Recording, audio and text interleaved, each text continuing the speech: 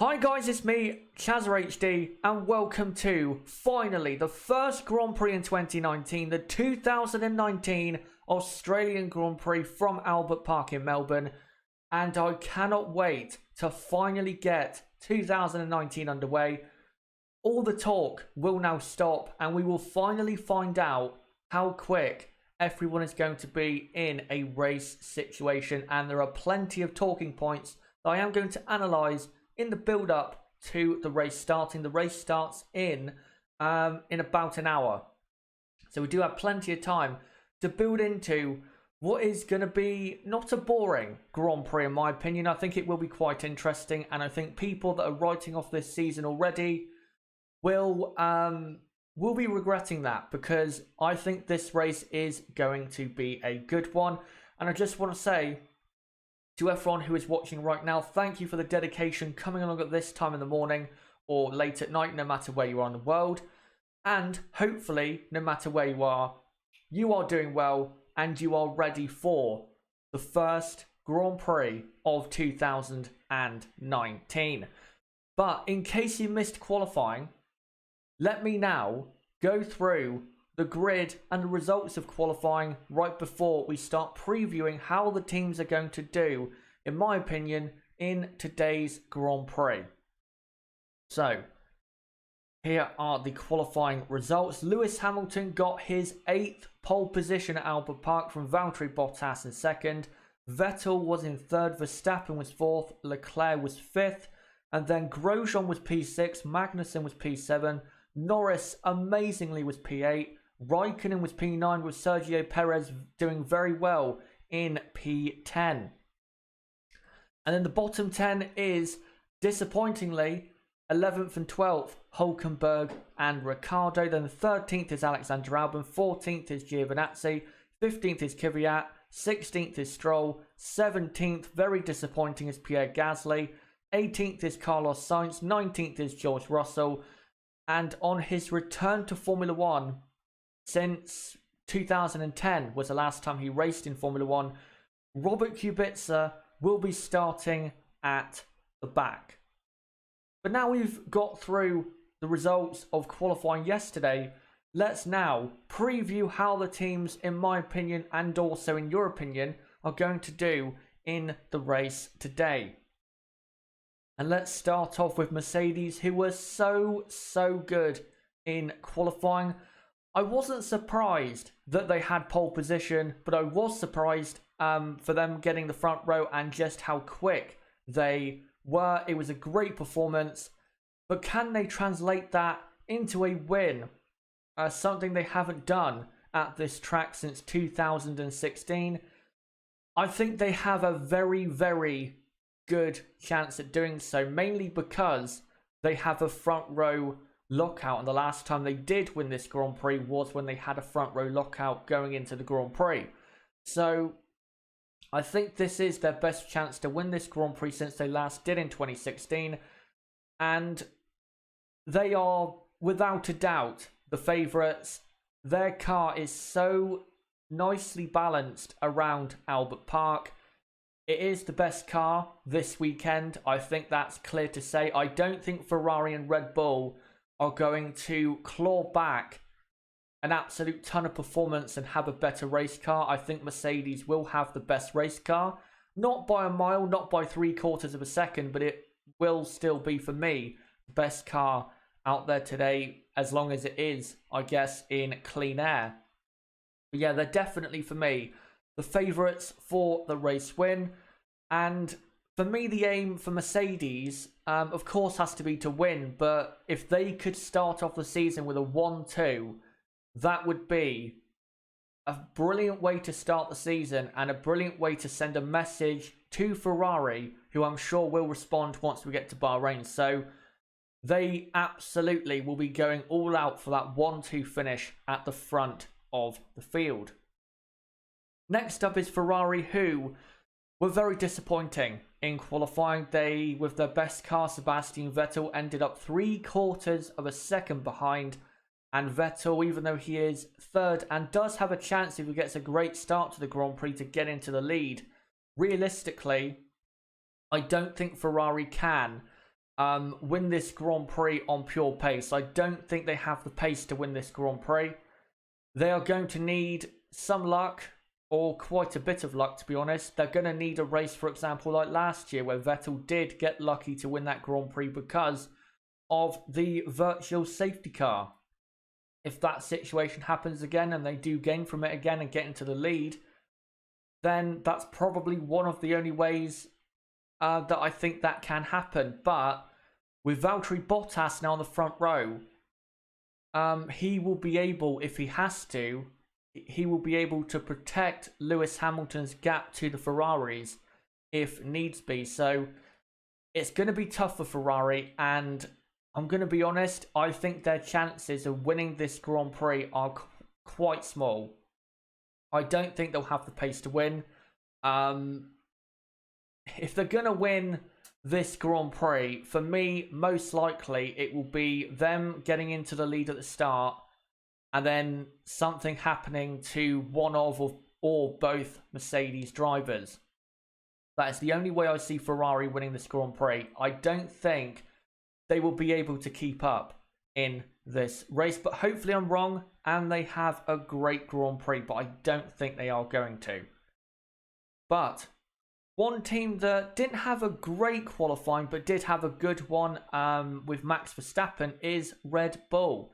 Now, when it comes to the race pace, we know how good this team can be on race day, and we know also how good Max Verstappen can be on race day, and I'm expecting a very strong performance from Max Verstappen and also Red Bull, and I would not be surprised if Max is on the podium at the end of the Grand Prix, because I think they are dark horses for the podium, and I think are going to be right there with Verstappen, not of course Gasly. I think they are going to be right there with the two Ferraris of Sebastian Vettel and Charles Leclerc, so looking good. I think for Verstappen, coming into this Grand Prix, he just has to make sure he doesn't get swamped off the start. If he does have a bad start, he has to have a start where simply he either maintains his position or gains. He cannot lose position, or else his attempt at getting a podium is going to be very, very hard. He has to stay in at least P4 for me at the start to get a podium. For Pierre Gasly, though, you would think that it's going to be easy enough for Pierre Gasly to get, say, up to P6 or P5. I don't think it will. I don't think Pierre Gasly will finish in the top 6 today. Because when you look at the cars he has to get past Daniel Ricciardo and Nico Hülkenberg, who won't be easy to overtake. He's got to pass Kimi Räikkönen. Sergio Perez does tend to be a hard person to overtake, and the Haas drivers have been super quick in that super quick Haas car this weekend. So I don't think Pierre Gasly is going to have a very easy job today to get really up into 5th or 6th place. I think most likely he will finish in P8 or P9. I don't think he will end up anywhere near the top 5. I don't think he or the Red Bull car is quite quick enough to just fly through the field and get into the top 5 or 6. I don't think that's really possible. And it should be also very interesting to see how Pierre, in his first race, in his first baptism of fire, how he conducts himself in getting through the slower cars. Will he be aggressive like Daniel Ricciardo was, the person he's replacing at that team? Or will he be like Valtteri Bottas last year when Bottas started low down and be cautious? For me, because Gasly doesn't really have anything to lose, I would go aggressive. Personally, I would go absolutely aggressive, especially into braking zones like turn 3 and turn 13. And go for it, because, you know, at the best, he's going to finish probably P7 or P6 at the absolute best. And that's not really a good enough result anyway. So, yeah, Pierre Gasly, for me, has to go for it today. And hopefully he can get a points finish. But before I go on to the midfield and preview how they are going to do in this race. Let me know, guys, in the chat right now, live, out of those top 3 teams, how do you think they are going to perform today? Do you think Mercedes have the best car, and do you think they are going to have the best car in the race? Do you think Ferrari can respond? I don't think they can, but do you think they can? And for Red Bull, do you think Max Verstappen can get a podium? And for Pierre Gasly, where do you think he'll finish? Do you think he'll retire from the race because of a crash? Do you think he will get into the top 6 or finish in, P8 or P9? Let me know right now in the live chat, and I'll try to read out as many comments as I can in, I don't know, the next 5 minutes, and then we will go on to the midfield. Right, let me now look in the chat. And by the way, good morning to you all. Great to see you here. Already 130 people. Great to see you all here, and hopefully you are pumped up for this race like I am, because I cannot wait to see what happens. And if you are new to the channel, don't forget to subscribe. Bottom right of the screen, you can do it right there, or click on my channel name, go to my channel page and subscribe, and hit the notifications bell for more content like this. But now, I will read out some comments before I go on to the midfield. Hello to Nib. Hopefully, by the way, Nib, you have a very, very good time at the track today. And hopefully they have a mental race like, say, 2008 or 1999. So you can be entertained. Right. Let me take a look at what you guys think is going to happen. Andrew Drury says, I think Max Verstappen could win this. I disagree. For the main reason being that Red Bull, even in the days where they had a very, very quick car, they've never been that dominant around here. They've only won, I think, 1 Grand Prix at this track, which was in 2011. And between, of course, 2010 and 2013... they had the best car most of the time. So it's never really been a great Red Bull track in terms of winning races, but they have had podiums. And I think Max does have a good chance of getting one. Good morning to JB and Spider Monkey. Good day to Liam. Nib is going to absolutely love that. And that says, I feel sorry for Pierre. He can't win either way. Look, it's a shame the way it happened. Red Bull cocked up their strategy, but he has to just go for it and hope that he can get something representative out of the weekend. And if he does, then great. But if he's too cautious, what he's going to do is settle into a pattern and then end up finishing P10, stuck behind the same driver for 40 odd laps. And he can't do that. He's got to be aggressive. Obviously not too aggressive and not cause a mighty accident, but you know what I mean. In a Daniel Ricciardo sort of way. Electro Knights asks, since Gasly has nothing to lose, do you think he should go for the point for the fastest lap if he's in the points? Remember, that is a new rule that if you do the fastest lap, you will only get a point if you do that fastest lap of the race and you are in the points. So if Gasly is in the points and he has the opportunity to do that, then go for it. He could get the fastest lap point because I think most likely Gasly is going to start on the medium compound and then go to the soft compound for the end. So yeah, we'll see what happens there. Mario Master says, I think Gasly will be P8. I don't think he will get past the 2 Haas cars. Hard for Red Bull to do that last year. Exactly. They didn't actually overtake any of the Haas cars last year. Haas had their issues at the pit stop and they fell out of the Grand Prix. So yeah, I don't think it will be really that easy at all to get past the Haases. Right, let me read out a couple more comments and then I will move on to the midfield. And I'm really excited to talk about the midfield because we could have so many different people in the points. And that is why I'm really looking forward to the midfield battle. I know you guys love to pay attention to the top, and we all do. But make sure to pay attention to the midfield, because I think we're going to have some overtaking in the midfield between, say, Norris, Perez, Raikkonen, Albon, Ricciardo, Hülkenberg, Gasly. We've got so many drivers in there that could either end up in the points or not end up in the points. It's going to be a very, very competitive race in the midfield. Good morning to Max Claydon. Great to see you here, my fellow Chelsea fan. Right, let me find one more comment. And the final comment I will leave off with is from Annette. The wider front wings are going to make it interesting. Exactly. Down in turn 1, I wouldn't be surprised if we have a couple front wings get broke or some punctures because of the wider front wings. And that is something to watch out for down into turn 1 and also turn 3. But we'll see what happens.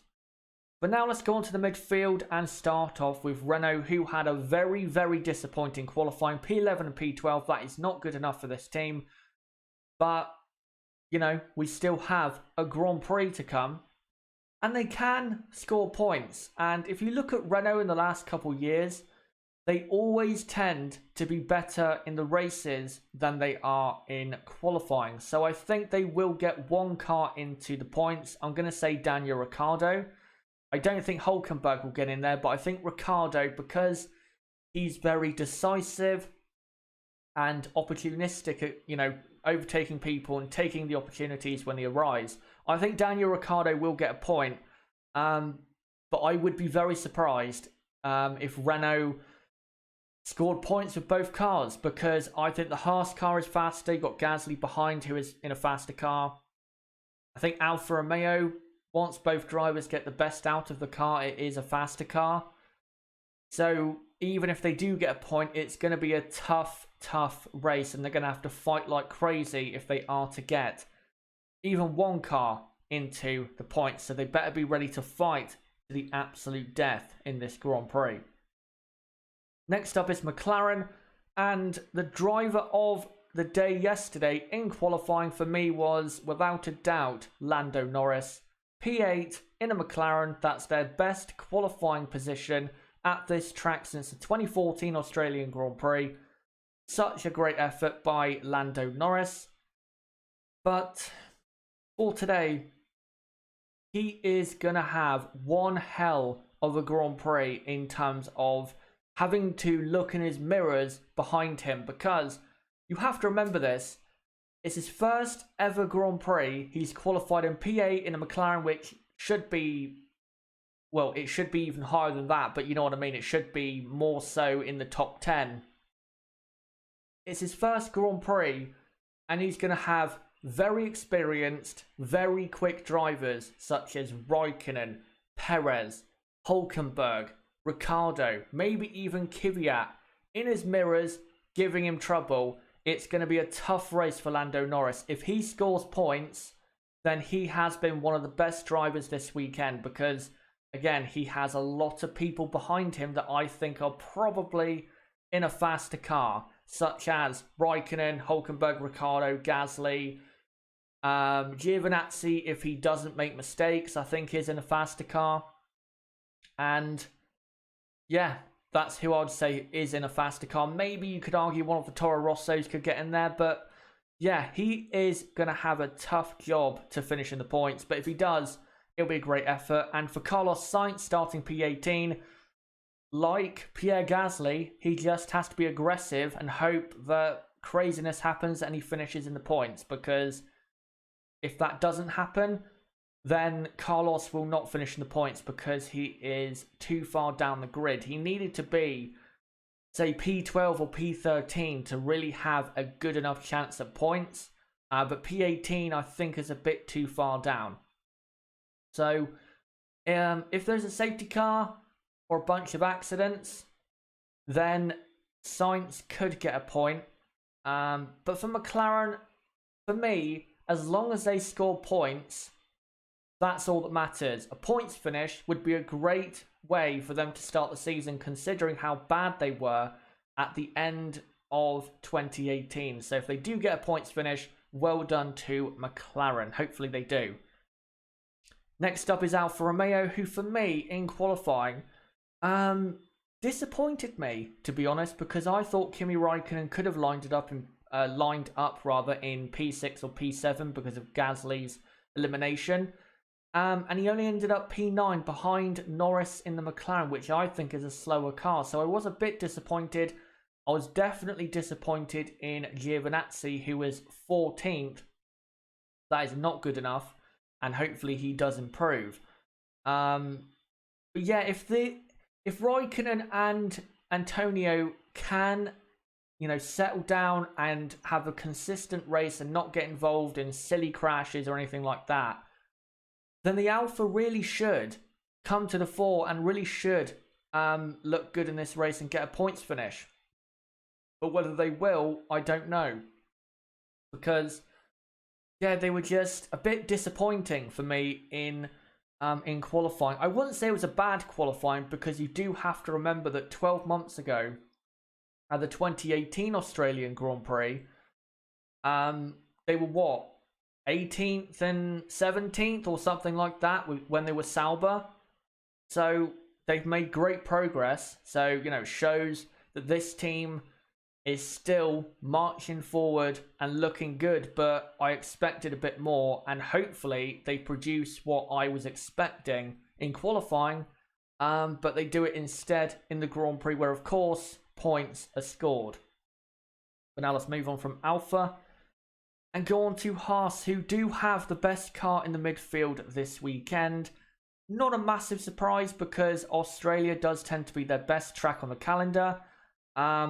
And look at last year, where they were running in 4th and 5th at one point until they had that disaster at the pit stops with both cars. Hopefully that does not happen again, because they could, if there is chaos ahead, and there can be chaos ahead with drivers like Vettel and Verstappen so close to each other, you never know. They have to be there to pick up from those drivers if they have a crash at the start or, later in the Grand Prix. They've got to be there to capitalise, because they could end up getting P4 and P5 if a couple people ahead retire, or if there's a massive accident at turn 1 like there was in 2002. You never know, they could get a podium. So they've got to be there ready to capitalise on mistakes, because I think they do have the best car in the midfield, and I don't think they're going to have to worry about what is behind them unless Kimi Raikkonen has a great start and gets ahead of one of them. Then they might have to worry, because I think Kimi will be very consistent and quick in this Grand Prix if he does keep out of trouble. Next up is Toro Rosso. Slightly disappointing with Toro Rosso in qualifying compared to how they were performing in the practice sessions. But 13th and 15th is not too bad. It's actually a lot better at qualifying than they had in 2018 at the same track. In 2018, it was something like P17 and P20. So it is better for Toro Rosso, but yeah, I thought they maybe could have sneaked a car into the top 10 or maybe finished up in P11.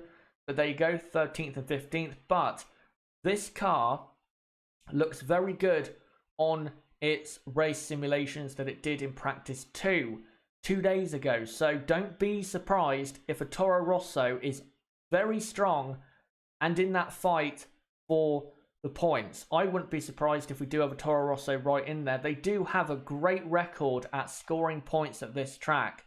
They scored points here in 2008, 2009, 2010, 2011, 2012. They've scored points here so many times in very surprising ways. So don't be surprised if that does happen.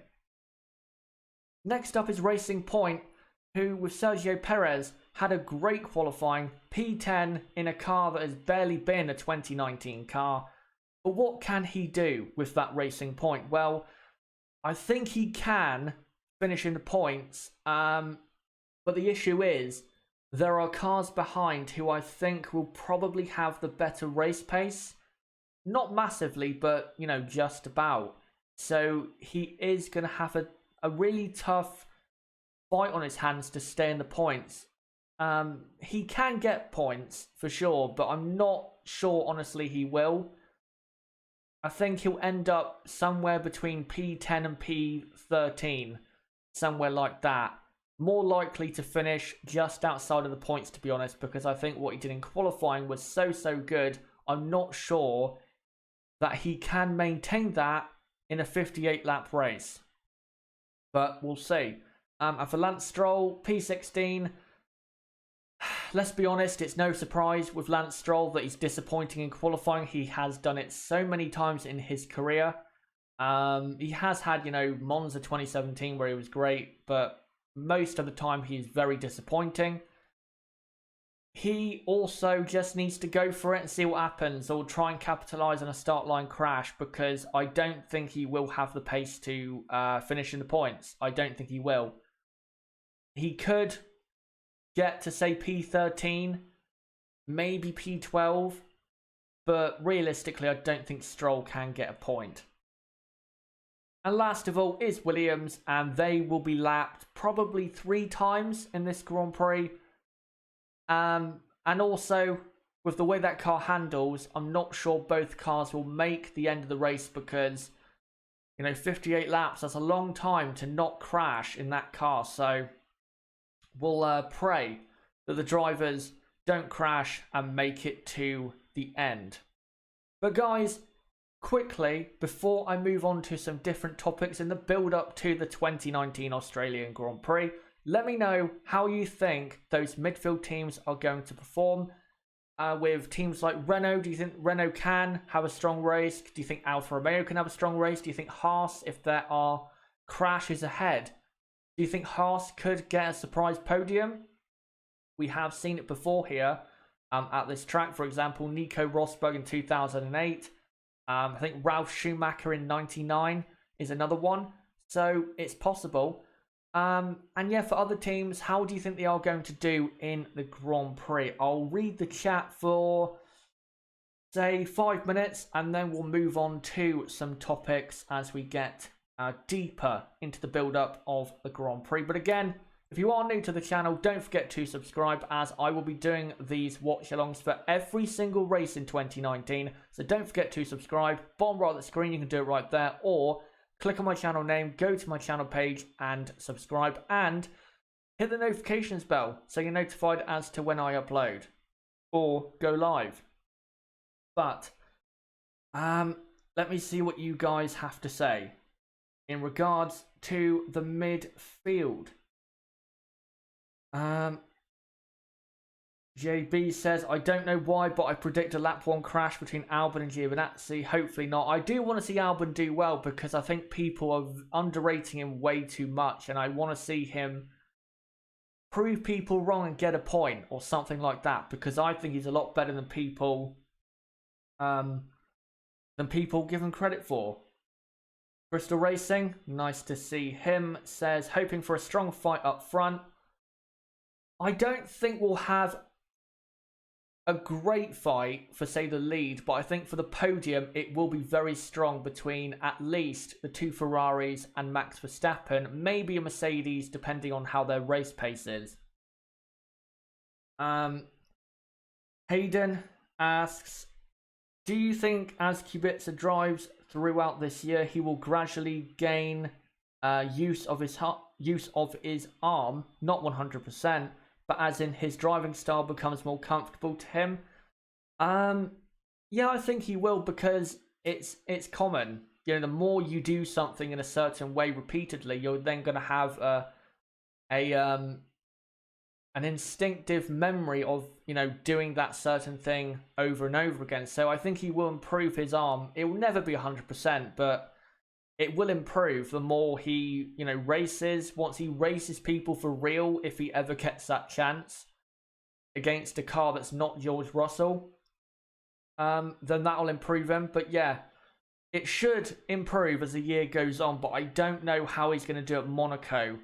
I expect at the Lowe's hairpin, he's probably going to use his left hand to turn the wheel completely full lock. But there you go. JB says, well, Chaz, haven't you got Albon in your fantasy team? Yes, I do. I do have Albon in my fantasy team. Anna says Lando will give a good fight in the midfield.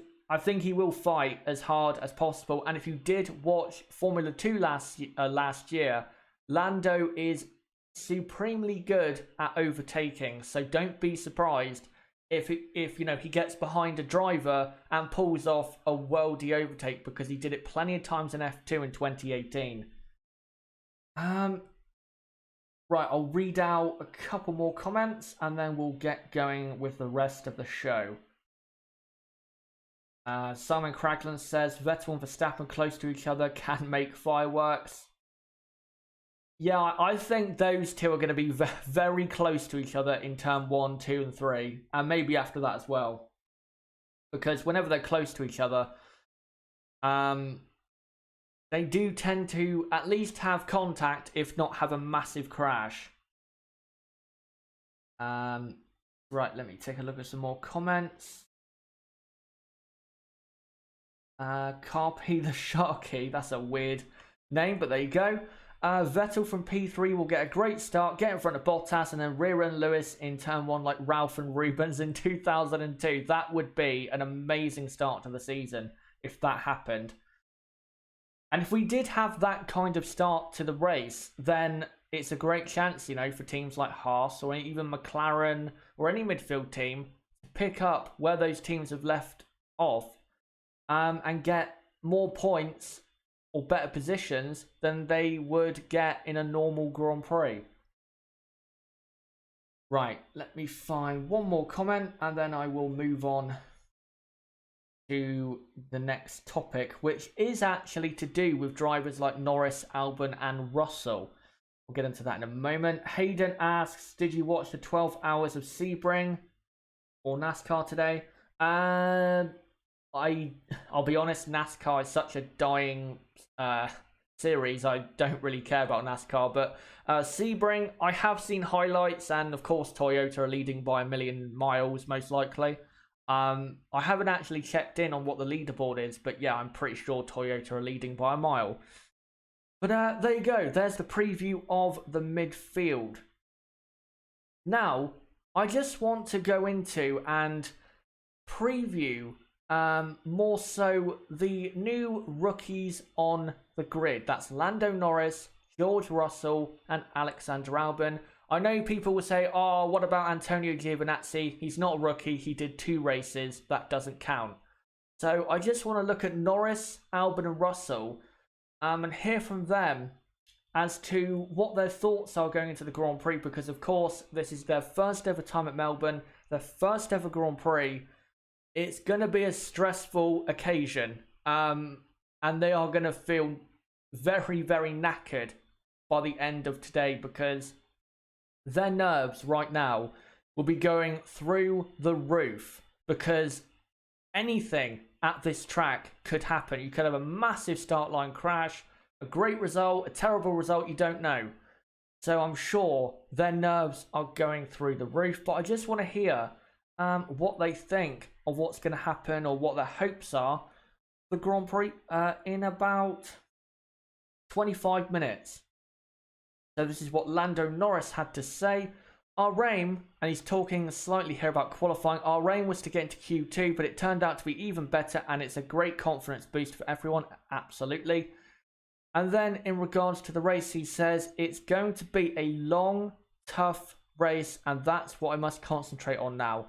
Exactly, it will be a long, tough race, because he's going to have plenty of competition behind him trying to pass him. And I think a couple people will pass him today in the Grand Prix, because I don't think the McLaren can sustain a P8 finish. I don't think it can. So yeah, it is going to be a long, tough race for Norris. For Albon though, I think his qualifying went really overlooked, because I mean, you have to remember he's qualified in the top 13 of his first Grand Prix. That's not bad, not great, but not bad. And he's out-qualified his more experienced teammate Danny Kvyat, who some people don't rate at all, but some people do rate him, like me. So I think that was a very, very good qualifying for Albon. And if the Toro Rosso car is performing well and Albon, can be consistent during the Grand Prix, there's no reason why he cannot finish in the points. And this is what he had to say coming into today's Grand Prix. Our long runs look pretty good. We're close to the points, so that's the goal for tomorrow. And then says, I'll be a bit nervous and I'm not sure if I'll sleep too well tonight. He said this, by the way, yesterday after qualifying.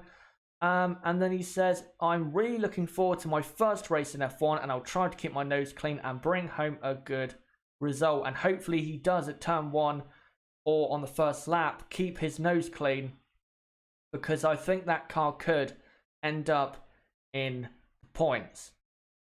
And for George Russell, I actually couldn't find a real quote from him in regards to the Grand Prix today, but he did come out and say that the team and also himself did a great job in getting the absolute most out of the car and doing the best lap they possibly could.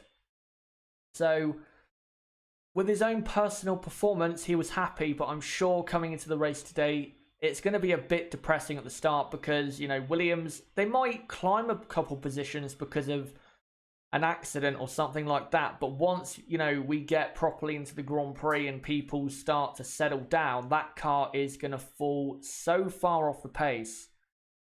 And it's going to be depressing to see other cars just waltzing away as they go nowhere. And it will be depressing for Russell because in F2 last year, he was used to seeing nothing in front of him because he was so dominant at times in Formula 2 as the F2 champion. So going to be a bit depressing for Russell, but hopefully he can finish the Grand Prix and have a decent result. But now, let's move on to a different topic. Now, I saw plenty of people yesterday saying, the Formula 1 season in 2019 is over, Mercedes are going to win, Lewis Hamilton's going to win, Ferrari are nowhere near, Mercedes domination, blah, blah, blah, blah, blah. I just want to, in regards to this Grand Prix, make this analysis and also show you some stats which prove that it will not be as plain sailing as you think. Because there has been times in the past where teams have locked out the front row and ended up with very little or nothing. So, for example, in 1997 at the Australian Grand Prix at the same track in Albert Park, Jacques Villeneuve was on pole from Heinz-Harald Frentzen in second at Williams. Villeneuve, by the way, was on pole by 1.7 seconds. So, there's been a bigger gap, from pole to second or from pole until third place. 7/10 is nothing compared to 1997 and the Australian Grand Prix that year. But then in the Grand Prix, Jacques Villeneuve was knocked out of the race on the first lap at the first corner, and Frentzen went in second trying to hunt down David Coulthard in the lead. His brakes failed and he retired, so Williams ended up with nothing when they should have ended up with a 1-2.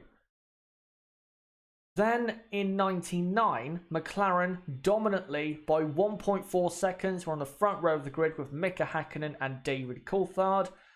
But then 20 laps in, both McLarens were out of the Grand Prix with a hydraulic issue. And also, in 2000, they also locked out the front row. And again, 20 laps in, both cars had already retired. The McLaren back then, I will add though, was so unreliable. It was so good, very, very quick. Was the quickest car in F1 at the time. But it was so unreliable. But, there is evidence that locking out the front row and starting from the front row is not as easy as you think. Then in 2003, Ferrari locked out the front row with Michael Schumacher and Rubens Barrichello. But then in the race, and the race I will add was, it started off damp and then went dry for the rest of the Grand Prix. Ferrari struggled. Rubens Barrichello crashed in the first, I think it was 10 laps, and retired from the Grand Prix in second. And then Michael Schumacher had a very scruffy Grand Prix and finished down in P4 behind Coulthard, Montoya and Kimi Räikkönen. So, Again, even though you start from the front row, it doesn't mean you're going to win. Plenty at this track can happen. And another example of that is Red Bull in 2010. Now, they were on the front row or pole by an absolute mile because Fernando Alonso in third and the Ferrari was only, I think, 0.2 of a second behind. But they had the front row. The Red Bull car was the best car that weekend. But in the race, Vettel retired with a brake failure and Mark Webber finished only in P9 after having one of the scruffiest races you will ever see. And also in 2013, Red Bull locked out the front row and ended up finishing P3 and P6. There are, 6 examples that even though you look out the front row, it does not mean you are going to win at all. It does not mean that at all. There are, of course, examples like 98 and 2004 and 2009, where teams look out the front row at this track and go on to win dominantly, but there's probably more examples of teams look out the front row at this track and failing than succeeding. So don't think for a second that this is going to be a boring, easy Grand Prix for the Silver Arrows, because I don't think it will be. And I think it will, for them, be a tough race, because Ferrari and Red Bull, I think race pace wise, will be closer. And of course, Valtteri Bottas, he does have a point to prove. So he will go for it against Lewis Hamilton. There is no team orders in Mercedes. Anyone that thinks that is an idiot. Yes, there were team orders last season, but that was because Lewis Hamilton was so far ahead of Bottas in the championship, they had to do so. There won't be team orders today at that team unless, it's the last 5 laps and they don't want the 2 cars to crash out when they're leading 1-2 or whatever. So, yeah, I think it's going to be a tougher Grand Prix than some people out there think. But let me know, guys, in the chat, do you think that it is going to be a tough Grand Prix for this team?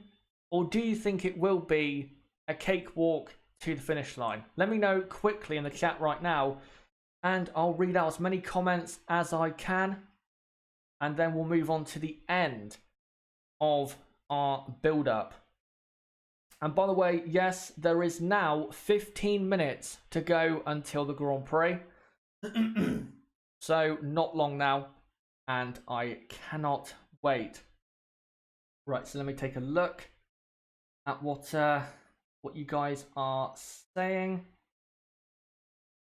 BM says Mercedes engines early 2000s used to blow up a lot. Yep, they did.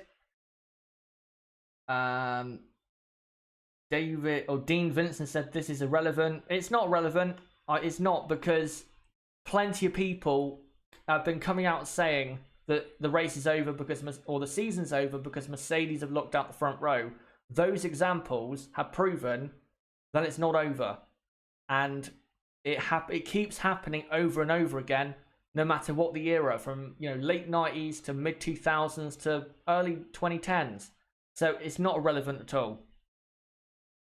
Count B Blast says, I hope Mercedes bury Ferrari. Of course, I'm pretty sure he is a Mercedes fan.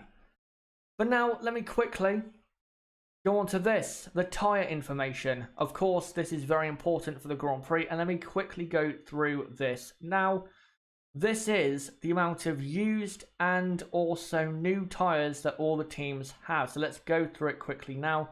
So all the teams that qualified in the top 10 have no new sets of softs left, or C4 tyres left.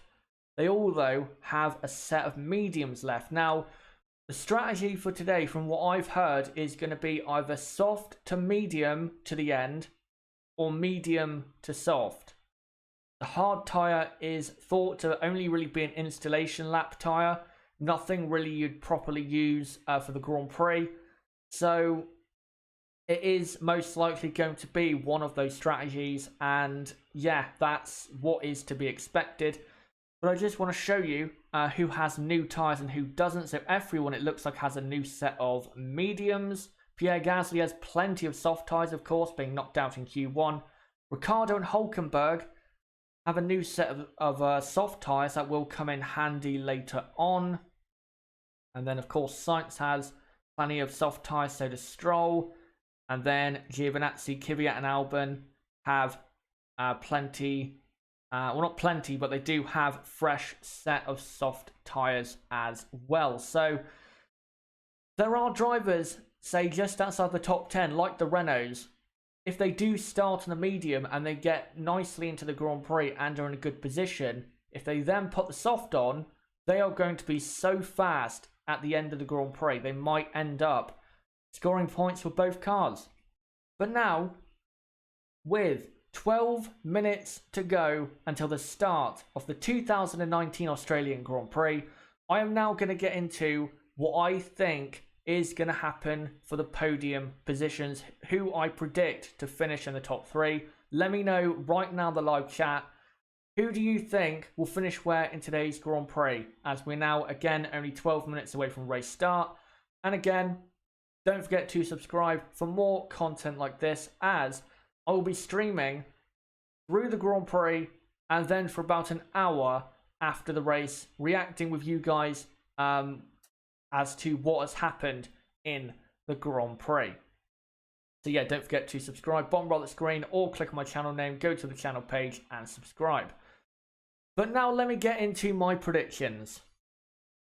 Winning the race, in my opinion, will be Lewis Hamilton, because I think having the backup of Valtteri Bottas is very important. That's something he did not have last year, and that's why I think that was a big reason as to why he didn't win last year.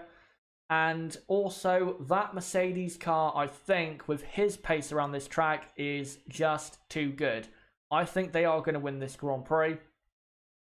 It's not going to be dominant. I don't think Lewis Hamilton is going to win by half a minute or anything like that, or 20 seconds. But I think he will win by, say, 5 or 6 seconds, and will have enough speed to win this race.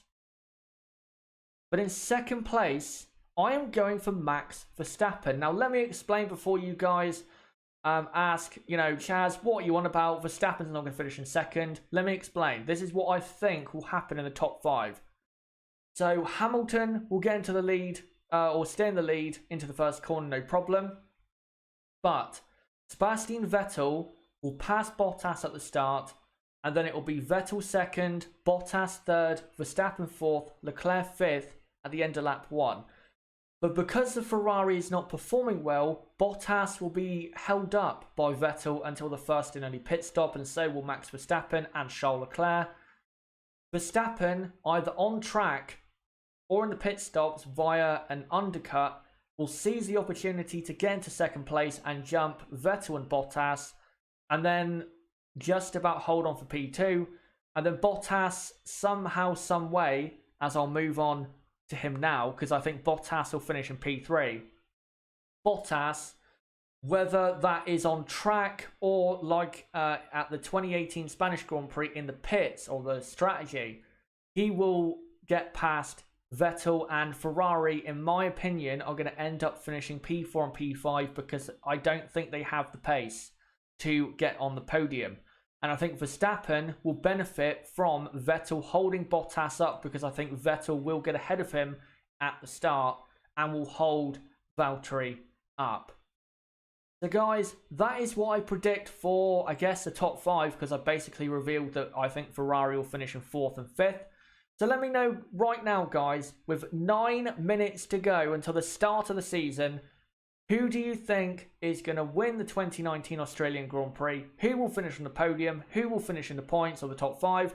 Let me know right now in the chat, and I will read out as many predictions as I can from now until the start of the race.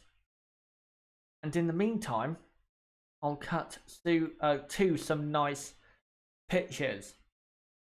Right, let me let me look at what you guys have to say. So yeah, make sure right now, everyone watching, you load up the chat with what you think is going to happen in this race. Who's going to win, finish second, third, fourth, fifth, so on and so forth.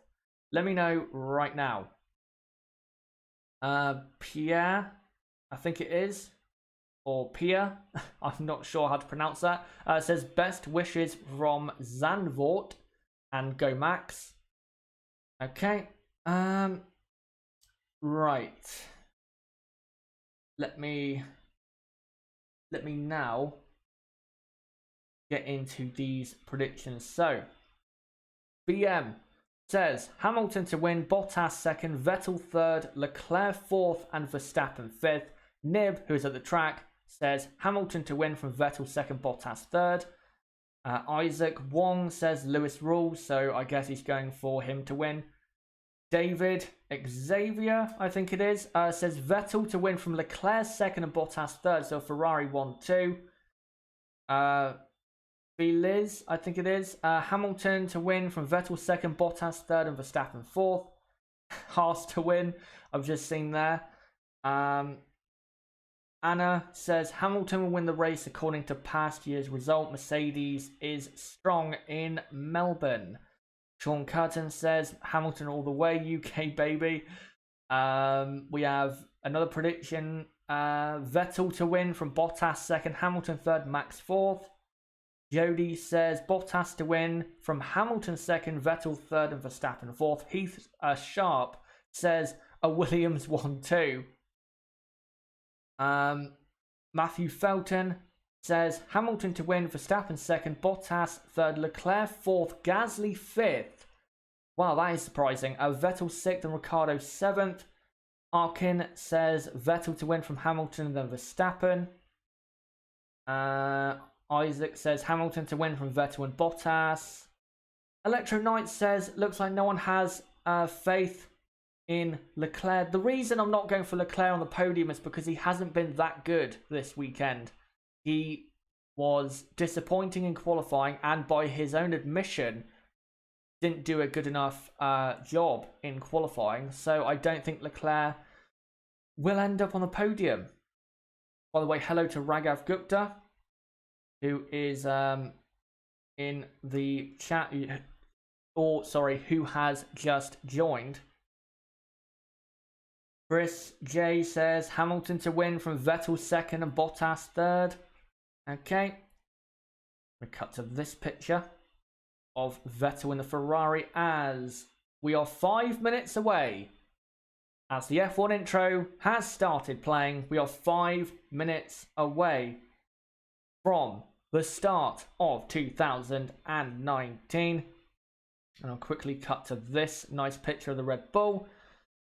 And in a minute, I will boot up the running order that will be going along the bottom of the screen that I will try to update as many times as I can.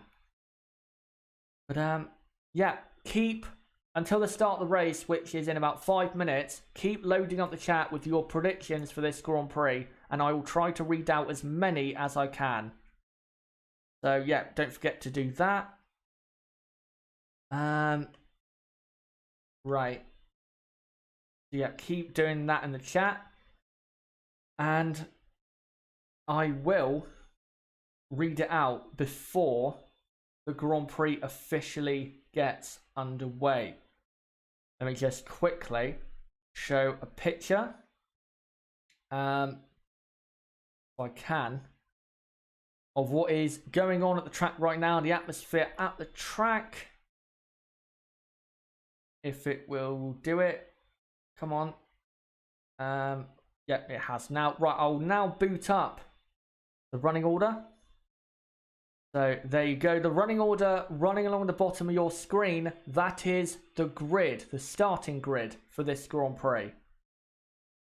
And yeah, once the race settles down after the first, I don't know, 4 or 5 laps, I will then change it to what it actually is. So don't worry, I will try to do that as many times as I can, and I will every, I don't know, 6 or 7 laps read out what lap it is, so you guys know what lap it is, with also the running order going along the bottom. But Let me just quickly post this. That's the atmosphere in Melbourne. They're getting ready for the first Grand Prix. And it's going to be, I think it is going to be a better one than people are thinking. I think people have really been overrating, how quick Mercedes maybe are. Yes, they're very quick, but I don't think they're going to pull away at 0.7 of a second a lap. I don't think that is going to happen. So don't think that they're going to run and hide and lap everyone like McLaren did famously in 1998. They won't do that. This is going to be, especially in the midfield, a very competitive Grand Prix. So buckle up, because it is about to get going. We are, 2 minutes away from the formation lap starting, as Daniel Ricciardo is currently on our screen. And he will be hoping to finish in the points. He doesn't want to come away from this Grand Prix finishing the Grand Prix and not finishing the points. That would be a failure for him. So he cannot come away from this race with nothing. He has to come away with something. And Renault do, because at last year's Grand Prix, they had or picked up 7 points.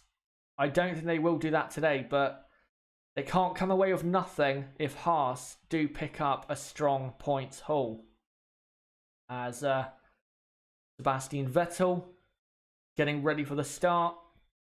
The reason, by the way, I predicted that Vettel would get into second at the start is because Vettel has always had good starts at this track. He's never had a bad one. You could argue 2014, but his car was broke, so for me that doesn't really count. But he's always had a good start to this Grand Prix. He's either maintained his position or gained. So I think he is going to be strong off the line. I think Lewis will be looking in his mirrors to see where Vettel is, because he doesn't want Lewis Hamilton a repeat of 2016, where it's a Ferrari 1-2 down into turn number 1. As the formation lap is about to start, Hamilton there shutting down his visor, getting ready for a day's work. And now the formation lap has begun. We are only now probably a couple of minutes away from the start of racing in 2019. So get ready, guys. It's about to start, and I cannot wait for this to start. I have been waiting so long for this. Abu Dhabi feels like an absolute age ago. And yeah, I cannot wait for this to get going. As the drivers, most of them are coming through turns 3 and 4 on their formation lap. By the way, if you're unfamiliar with my watch-alongs, what I do is I post as many pictures as I can. I can't, of course, show actual footage because my channel would be destroyed by copyright. And what I'll do is commentate on the race as it happens and show, though, as many pictures as I can of what is going on. And also, I will try to update the running order along the bottom of the screen as many times during the stream as I can. The first time I'll try to do it will be, say, 5 laps into the race. Yeah, after that, I'll try and do it if I can, say, every 5 laps, if that's possible. But yeah, the cars, the Team Mercedes are now at turn 13, and they are ready, I think, now to get going. Hopefully I can post in a minute a different picture. If I can find one quickly. Let me see if I can. Yeah, let me just quickly put this one on the screen of a McLaren. That is starting at the back. I think we all know who that is. Carlos Sainz. And let me just quickly adjust as Lewis Hamilton is now back on the start-finish straight and is about to get this Grand Prix underway. Who will get the best start down to turn 1? Who knows? It could be a mental start. We've had plenty of crazy starts at this Grand Prix. And now Hamilton is lined up. Vettel is now lined up. So we've got the first half of the grid lining up on the start line, ready for action in 2019. As now we've got the final couple cars, the Carlos Sainz and now the two Williams cars lining up on the grid. But now the lights begin. It's 3 lights, it's 4 lights, it's 5 lights in 2019. And lights out and away we go. And Valtteri Bottas gets a great start. Oh, we've had a massive accident for Ricciardo. His front wing's flown off. And we got 2 Ferraris there very close. And Verstappen will go round the outside. But it's Bottas leading from Lewis Hamilton. Vettel is 3rd, Verstappen 4th. Leclerc is in P5. Ricciardo does not have a front wing, as the Haas are very close there. But wow, what happened between Ricciardo and someone else, I don't know. As they now get away. I think it's a racing point. I think a racing point was involved. Maybe Perez, I'm not sure. One of the racing points has had a great start to this Grand Prix, as there are yellow flags in Sector 1 and Sector 3. But yet Bottas leading from Hamilton. What will Hamilton do now? And now Vettel is not that far behind Hamilton in 3rd. And the race is slowly but surely settling down. But wow, what a start there for Bottas. He got away so well. He was basically into the lead as soon as they let the clutches go. And yeah, Vettel is not that far behind Lewis Hamilton, as they now come to the end of the first lap. Bottas leads from Lewis Hamilton in 2nd. There's a lot of debris on the straight there. Hamilton is 2nd, Vettel is 3rd, Verstappen 4th, Leclerc 5th, Magnussen 6th, Grosjean 7th, Hülkenberg 8th, Raikkonen 9th, Norris 10th, and then Albon 11th, Perez 12th, Stroll 13th. 14th is Sainz, 15th Kvyat, 16th Giovinazzi, 17th Gasly, 18th is Russell, 19th Kubica, and last is Daniel Ricciardo. As the race is slowly settling down. So let me quickly, or as now Ricciardo has only just made it back to the pits. And by the way, Hamilton is now getting his foot down and pulling away from Vettel. He's pulled about a second of gap. Robert Kubica is pitted, I presume for mediums or something like that, to go to the end. This is what happened. Ricciardo behind Perez. I don't know what happened. He didn't touch anyone. It looked like he touched the grass and it took the front wing off. That's very weird. To me, it looked like he ran over the grass and it took the front wing off manually. That's very weird. That is very, very weird. As Verstappen only half a second behind Vettel. Hamilton, by the way, is pulling away from Vettel. He's about 8 tenths ahead now, or 9 tenths ahead. As I think now, I will update the running order quickly, because I think people are now settling down in their positions. Let me quickly do some of the order. Yet no one overtaking at the moment. Gasly has actually overtook Antonio Giovinazzi. So Gasly is up to P16. Ricciardo is still last. He's about to pass Robert Kubica. So that's interesting. And yet Giovinazzi is, well, looks like he's struggling on the soft compound. Gasly is on the soft compound tyre now behind Danny Kvyat, someone who he was teammates with once upon a time.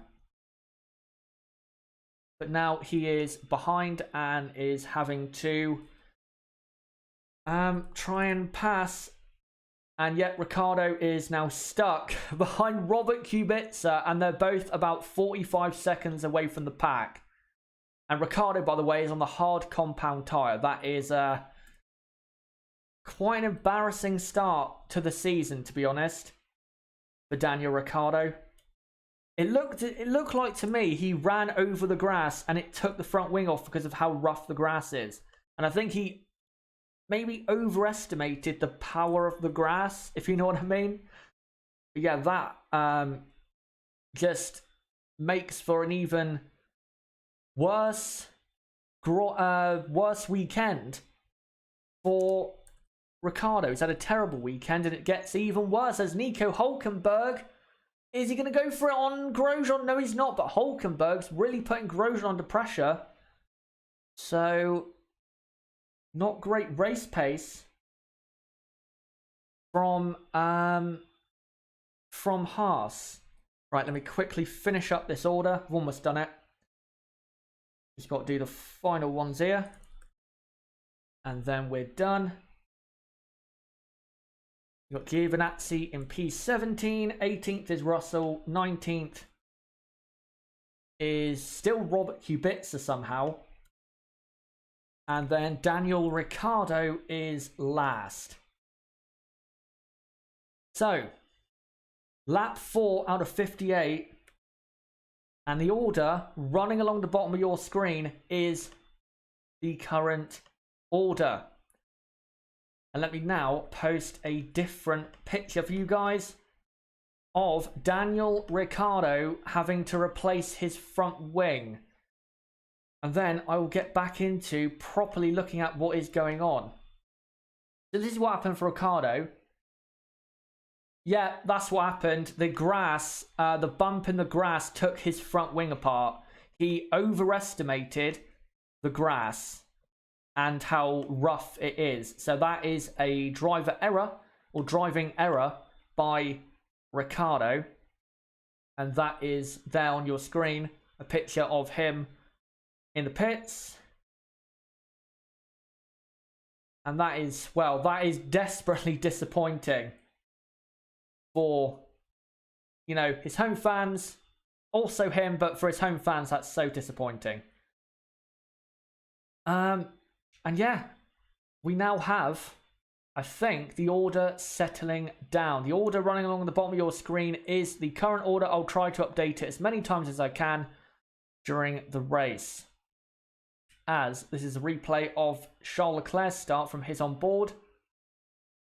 And he tried to do a Lewis Hamilton in 2007 and he almost collected, he almost hit Vettel. That would have been a terrible start for Ferrari. I think Leclerc was way too aggressive there on the outside. Yeah, Leclerc tried it, but Vettel was having none of it, and, well, rightfully so, because that's not an overtaking spot normally. Well, let's now, hopefully, get away from these replays. Oh, that's what happened. Kubica lost his front wing as well. He didn't pit for a new strategy. He pitted for a new front wing. But now, we are back in this Grand Prix. No one is making a move right now. We do have some cars close out there, but no one is really making a move. It's very close. From Albon down to, say, Gasly. Actually, no, from Perez down to Gasly. It's almost a traffic jam now behind Sergio Perez. And Gasly now is just stuck behind Danny Kvyat. And this is the issue I was talking about. The cars ahead aren't that slow. And because this track is so hard to overtake at, you're not going to be able to just fly past like you could at, I don't know, the Austrian Grand Prix or something like that. It's going to be tough. As Bottas leads by 1.8 seconds. Bottas is really impressive at the moment. Vettel is third, 3.8 off the lead. That's about right considering the pace of the car. Verstappen only 1.2 behind Vettel. Leclerc's kind of struggling in fifth.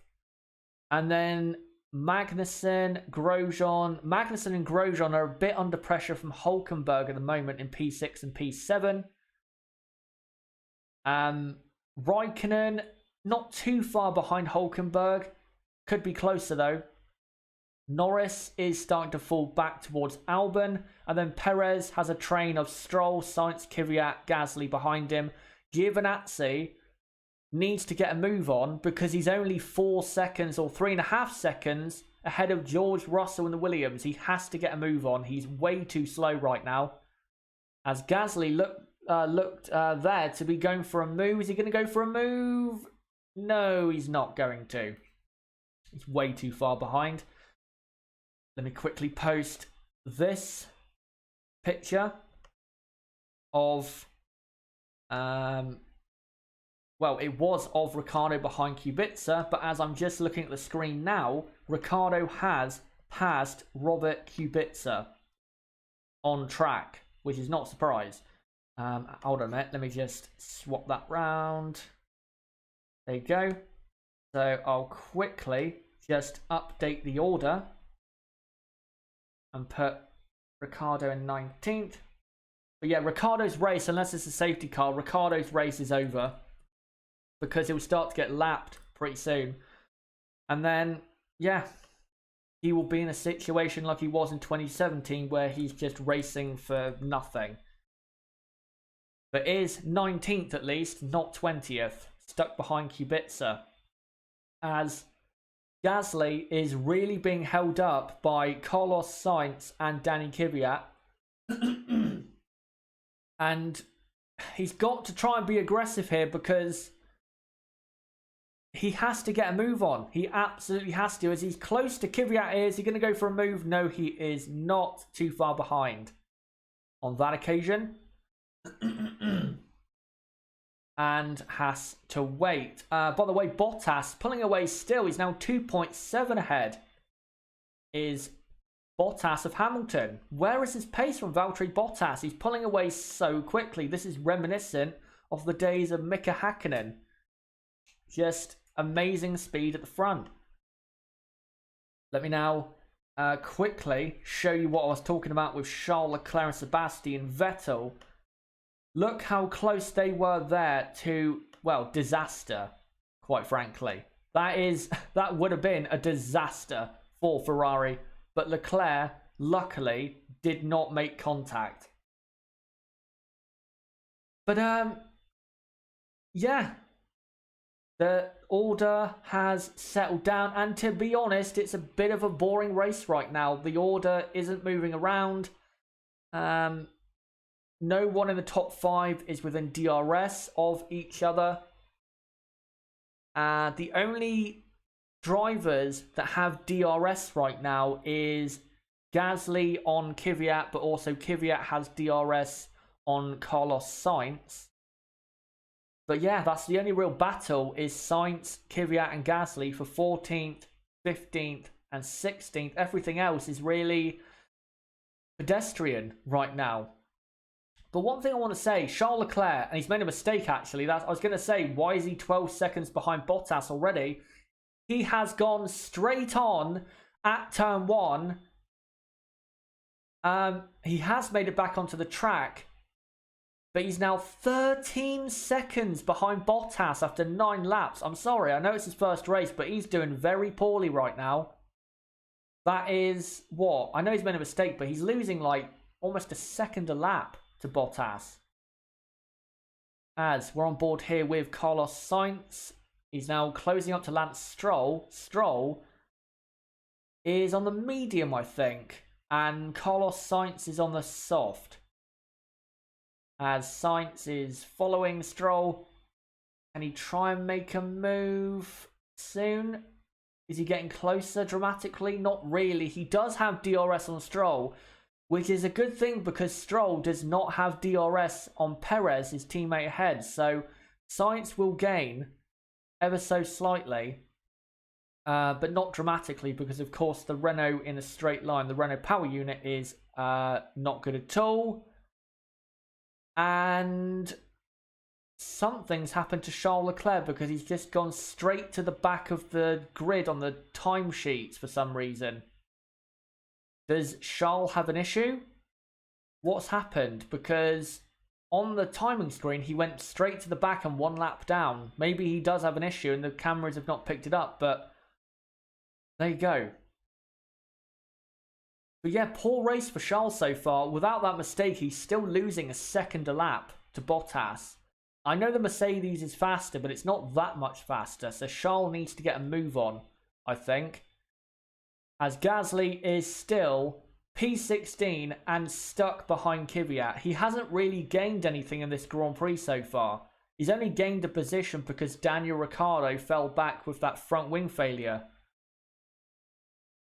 So yeah, Gasly's not really doing that well. He has to be more aggressive. Maybe they need to turn up the power on that car to try and get him more, into the action. Another driver that needs to get a move on, Antonio Giovinazzi.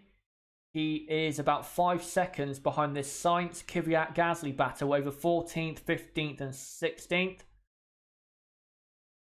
And Nib has just commented saying, "You can't bleeping overtake here." Oh, Carlos Sainz is out of the 2019 Australian Grand Prix. His Renault power unit has failed.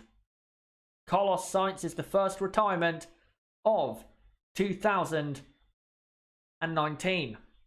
So let me quickly update the running order. Well, at least that is a position for the Williamses. But as Nib was saying, yeah, there's no action going on at all. It's very boring right now. I wasn't expecting tons of overtakes because it's Australia. But yeah, not great right now, is it? We've only had what? I don't think we have had an overtake so far. If anyone wants to tell me if there's been an overtake, then let me know. But I can't remember an overtake. Oh yeah, Ricciardo on Kubica, that's one. As I'll just quickly update the order as to what it is. Ricciardo now up to 18th. Kubica 19th, so Williams is 17th and 19th. And Carlos Sainz, of course, is 20th because he's now out of the Grand Prix. That'll be a worry for McLaren with Norris because Norris is scoring points right now. And they don't want that. But this weekend for Carlos Sainz has been dreadful. Absolutely dreadful from start to finish. No pace. No confidence. No nothing. But yeah, Bottas, by the way, is about 3.5 to 4 seconds clear of Lewis Hamilton right now in this Grand Prix, as Carlos Sainz, this is a replay of him pulling into the pits, or the entry to the pits, with his blown Renault engine. And that is disappointing for McLaren. But, well, they have a Renault power unit in the back of their car. You'd probably expect that. So there you go. That is basically one of the highlights of the race so far after, what, 10 laps? That's not good. But yeah, Bottas leads by 3.3 seconds. Vettel is third, about 7 seconds off the lead. Verstappen, 8.6 off the lead. Charles Leclerc is 16.5 seconds off the lead in fifth. And Charles Leclerc, I'm sorry, is having a very poor race right now. He's already, what, 10 seconds off Sebastian Vettel. Charles Leclerc is having a poor race. Magnussen is 6th, then Grosjean is 7th, Hülkenberg 8th, Raikkonen 9th, Norris 10th, Albon P11, good race for him so far. And then Perez, Stroll, Kvyat, Gasly, Giovinazzi, Russell, Ricciardo, Kubica and Sainz is your retirement, as Kimi Raikkonen is going to try the undercut. So here we go. There'll be some action now on track as he takes off the soft compound and they put the medium on. He was a bit slow at the pits there, but there you go. So Kimi, I'm not going to update the order during the pit stops, by the way, because it's going to really change around so much. I'm going to wait because it will be crazy at times, I think. Well, actually, let me try. If Kimi is only just pitting now, I'll just quickly update some of it. But I expect the Haas's and the Renault of Hulkenberg to probably be coming in pretty soon for a pit stop. As Sainz, very sorry figure right now, walks into pits. Kimi Räikkönen, by the way, has a very nice gap of 10 seconds to the next car, so we can now push on that medium compound. Gasly's up to 14th. That's all right at the moment, considering no one can overtake because the new regulations have not worked. I'm not going to say that yet, but there you go. As Hamilton does a new fastest lap and Hulkenberg pits. Who is going to win this then, out of Hulkenberg and Räikkönen? Let's see. So, Hulkenberg comes in. If he does a quicker pit stop, he might just get out. He puts on the hard compound. That's interesting. That's an interesting, different strategy there. As he now comes out the pits. Where's Kimi Räikkönen? Nowhere near. Hulkenberg has actually got out comfortably ahead of Kimi Räikkönen. But is on the hard compound, which is a bit weird. I would have thought he would have gone to the medium, but he's gone for the hard. Also, Ricciardo is on the hard. But yeah, that's a bit of a weird one. Let me just show this picture of Carlos Sainz blowing up. But right now, guys, I wish I could commentate on something very exciting, but nothing is really going on right now. No one's really making any moves. Hulkenberg and Räikkönen have pitted as we got Sebastian Vettel in the pits for a set of mediums from 3rd place. As Valtteri Bottas does a new fastest lap of 28.3. Vettel puts on the soft and is out onto the track. 3.2 seconds was his pit stop time. Also, we have Magnussen in the pits. Don't get this wrong, Haas, because you got a strong finish on your hands. A P6 and a P7 here. Yeah, there you go. And they're all patting themselves on the back. Well done. And now he's on the soft compound. But where is Nico Hulkenberg? There is Hulkenberg, but he's always going to be close-ish because Magnussen's going to have a tight turn-in, I think. So Hulkenberg might just about be there. Yeah, he is. He's going to be there. And Hulkenberg now gets into the slipstream. Hulkenberg has to make a move. He goes for the outside. Nico Hulkenberg on the hard compound tyre. And no, he can't because Magnussen's just basically pushed him wide. I think that was fair enough. But those two continue their very intense rivalry. And Magnussen, very well done, keeps that position. As Bottas is now 4.3 seconds ahead of Lewis Hamilton. But yeah, that was nice by Magnussen. So Hulkenberg tried to be really aggressive around the outside. And yeah, that was fine. Hulkenberg was nowhere near making that move. So good there by K-Mag. And now we are going to have a Mercedes pit stop by Lewis Hamilton instead of Valtteri Bottas. That is weird. And he puts on the medium. I would have thought they would have gone for Bottas, who does another fastest lap.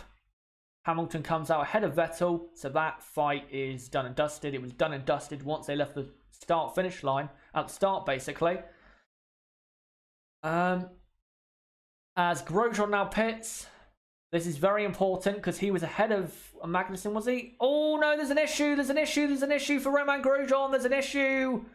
What's wrong? The left front. Oh, that's cost him. That has cost him at least 3 positions. Yep, Grosjean is now behind Norris, Hulkenberg, Magnussen, and Räikkönen. And he only just about, I don't think he will actually make it out ahead of Alexander Albon. Albon will cut underneath. Oh, loses the rear end as Albon, but Albon will now go to the outside down for turn 3. Can Albon make it stick? If he does, he could end up with a point today. He tries, but Grosjean cuts him off in good fashion. But no, Haas have done it again. They've cocked up a pit stop. Oh, that's such a shame. That is such a shame. Because he was looking good in this race up until that point. And now Grosjean is effectively in P11 from P6, was it? Or P7? Something like that. Yeah, that is a disaster. As now I'll quickly put another picture on the screen. Yep, the left front would not go on. But it did eventually. At least they actually let the car go without stopping it on track because it's too dangerous. This is Vettel pitting. By the way, with the order at the bottom, I will update it once the pit stops all happen and everything, settles down. Because right now it is a bit hectic and the positions are all over the place. As Kevin Magnussen now has to pass Antonio Giovinazzi, and he has to because Kimi Raikkonen will benefit from Giovinazzi holding him up. Oh, Magnussen very aggressive around the outside, but Giovinazzi nicely pushes him wide. And that will help Hülkenberg and Raikkonen close up if he can continue Giovinazzi doing that. Why is Bottas not pitting? I know Bottas had like a 4.5 second gap, but Bottas should pit. Or they should rather pit Bottas. He's the driver in the lead. He's had the best pace out of anyone so far. Why is he not in the pits? I don't get this. By the way, Vettel is starting to close up on Hamilton. He's only a second and a half behind. Magnussen tried to go around the outside of Giovinazzi, but could not. It is very tough to pass around the outside there. Because, yeah, the exit is very, very tight. There as... Who is that? Oh, that's Ricciardo being lapped by Bottas. I thought that was Hülkenberg going slowly. It's Daniel Ricciardo being lapped. Well, Daniel, you're going to have to get used to it. It's going to happen plenty of times in 2019. But I think now, unless Bottas is about to pit, update the order. But I've actually just looked at the times between Bottas and Hamilton. Hamilton hasn't gained anything on Bottas, so Valtteri can just stay out and keep doing this and he'll be fine. But I think he is about to pit. No, he's not. He's staying out. His pace is good, though. Very good. Continues. He's 12.3 seconds ahead of Verstappen. And, right, I'm going to quickly try and update the order before anyone else pits, as Pierre Gasly is that Pierre Gasly? Who is that? That was someone. Oh, it's the Haas behind Giovinazzi. It looked like a Red Bull then. Yeah, let me do this quickly. So, Bottas leads from Verstappen in second. As Magnussen tries to feign for a move, that's not going to work. Oh no, it is going to work because Giovinazzi's completely blown it on the entry to turn 13 and Magnussen gets past. That was poor from Giovinazzi. He fell for a very common tactic in overtaking. That was very poor from Giovinazzi, and he might be under pressure. He will be under pressure from Hülkenberg down to turn 1. Giovinazzi defends hard. Hülkenberg will be round the outside. And Hülkenberg gets past. And now Giovinazzi has to let Kimi Raikkonen past. If he doesn't, then he's an idiot. And he's not an idiot because he's letting him past. So, good on Giovinazzi there. But he made a very, very rookie mistake, even though he's not really a rookie. So yeah, a bit poor there from Giovinazzi. But also, can these drivers like Magnussen and Raikkonen, can they get to the end of the Grand Prix on the medium. We'll have to see. I think they probably will, but, you know, you never know. Right, Stroll is currently in P6. And then you have Danny Kvyat in P7. Pierre Gasly is in P8. And then P9 is Magnussen, who is having a stormer, just like he did last year. And then you've got Hülkenberg 10th. Hülkenberg is having a good Grand Prix. And has had pretty much a better weekend than Ricciardo. And then you have Kimi Räikkönen P11. And Antonio Giovinazzi P12. Alpha are having a slightly better Grand Prix than they did in qualifying. That is for sure. Norris is 13th, but he should be on target for a points finish unless the cars that haven't pitted yet really extend into this Grand Prix. As Norris trying to go round the outside Giovinazzi. Giovinazzi cuts him off very nicely. Good defensive driving there as Bottas does a stunning fastest lapper, 27.8. Where has this Valtteri Bottas been? He's destroying the rest of the field. It's like no one can compete with him. I did not think this would be possible. Valtteri Bottas is cruising right now. And he hasn't pitted, but Lewis Hamilton will not be a threat to him at this rate. I just can't believe this is really happening. And yet, there you go. Giovinazzi cutting off Norris. It was fair. Norris did not have enough of his car really alongside, I think. But Norris will not give up. He's a notorious great overtaker. So the order now along the bottom is the current order, as no one has decided to pit. By the way, Charles Leclerc, I'm going to say it again. I don't know what he's playing at, but he's already 24 seconds. Actually 25 behind Bottas after 21 laps. That's a second a lap. That's shocking. As Norris is going to go for it again on Giovinazzi. Giovinazzi better be ready to defend. He will. Norris, will he go around the outside? Giovinazzi's going to hold on to that. Norris was not strong that time. But we are starting to see some overtaking now, so that's nice. I know some of you were thinking, oh, a bit of a boring Grand Prix, but it's starting to heat up now. So don't think that it's a boring Grand Prix right now, because you're starting to see some important play right now. Right, let me just show you how K-Mag got past Giovinazzi. There you go. Giovinazzi fell for K-Mag's dummy to the inside and went wide.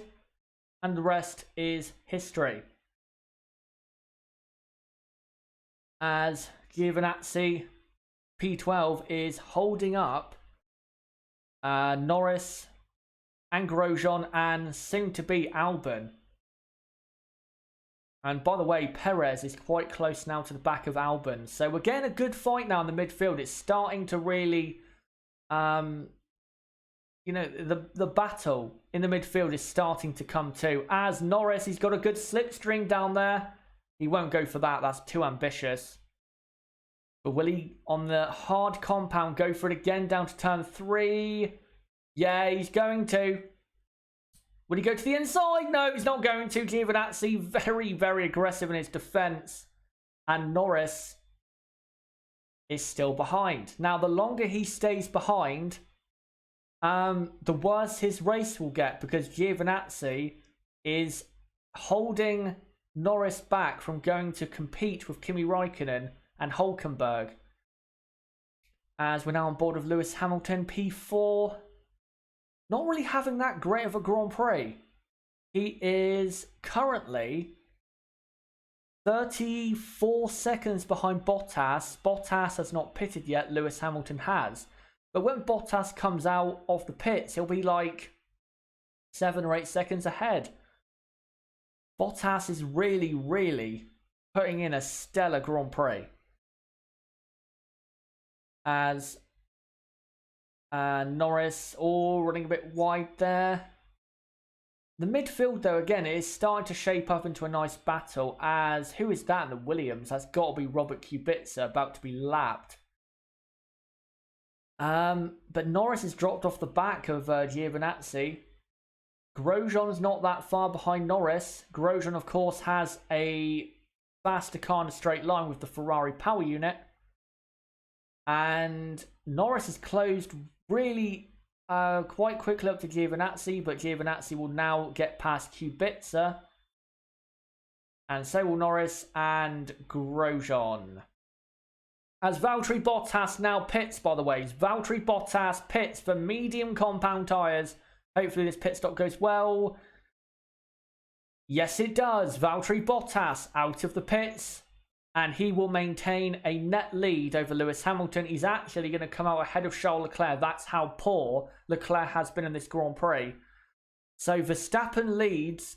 Verstappen has not pitted yet from Valtteri Bottas, who has pitted. So the net leader is Bottas from Hamilton, then Vettel. And by the way, Vettel is only 1.6 behind Hamilton. So Lewis has a tough race ahead to keep that Ferrari behind him.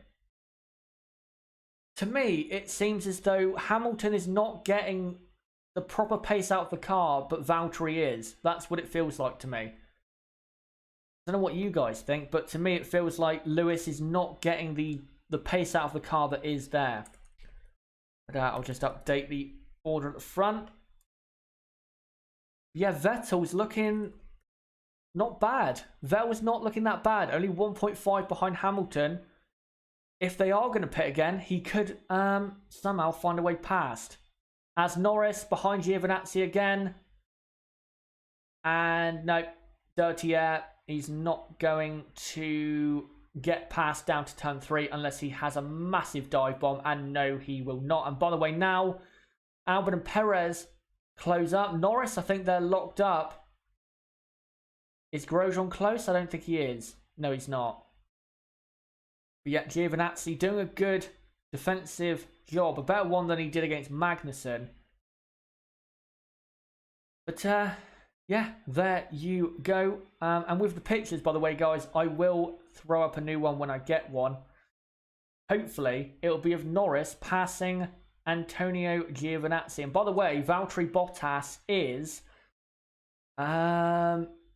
11 seconds clear of Lewis Hamilton. Valtteri is miles ahead. That's half a pit stop, and they've both pitted. Valtteri is in another league today. I don't know what he's had for breakfast, but it must have been the greatest breakfast of all time, because he is making Lewis Hamilton look like a number 2 driver. Sorry, by the way, Electro Knights, but I have to be honest, Leclerc has been really poor in this race. You can't lose a second a lap. I mean, Vettel is off the pace, but he's not a second a lap slower. Leclerc has been quite poor. As Norris and Giovinazzi defends and then comes back onto line. Not sure if that is okay with the racing etiquette, but there you go. Norris now will get DRS. Will he go for it? No, he can't. That Alfa Romeo is a very wide Alfa Romeo today. It's a very, very wide one. As now Red Bull, which Red Bull though, will be coming into the pits. Who is that? That's Max Verstappen. Max Verstappen has pitted from the lead. And he goes on to medium tyres. Now the interesting thing is, he is now on a lot fresher medium tyres than Hamilton and Vettel. So he can attack. Hamilton goes past, Vettel goes past, Verstappen is down to 5th at the moment, but not too far behind on a lot fresher tyres. So let me quickly update the order. So Bottas is now in the lead, he has pitted, he is the absolute race leader. By the way, I've noticed Norris has a DRS issue because he's going down to turn 13 and not using DRS. So he has some kind of DRS issue. Does Lando at times, because I noticed on the pit straight he wasn't opening it early enough, unless he is not used to DRS in a fight for position, as now there's a train behind Giovinazzi. Let me quickly update the order here. Norris, oh, he's really close here. Will he go down the inside? No, he's not going to. He's going to wait. But he maybe he should have gone for it because he's now fallen back a bit. Will he go for it down to turn 3? Oh, he is he going for it? No, around the outside. No, he has. He's gone down the inside. Great move by Lando Norris. And he's up now to P12. Giovinazzi looks like he's lost all of his rear tyres. And he's down to P12. We need to see a replay of that. But great move by Lando. As Grosjean's now going to close on Giovinazzi. Giovinazzi has no rear tyres left.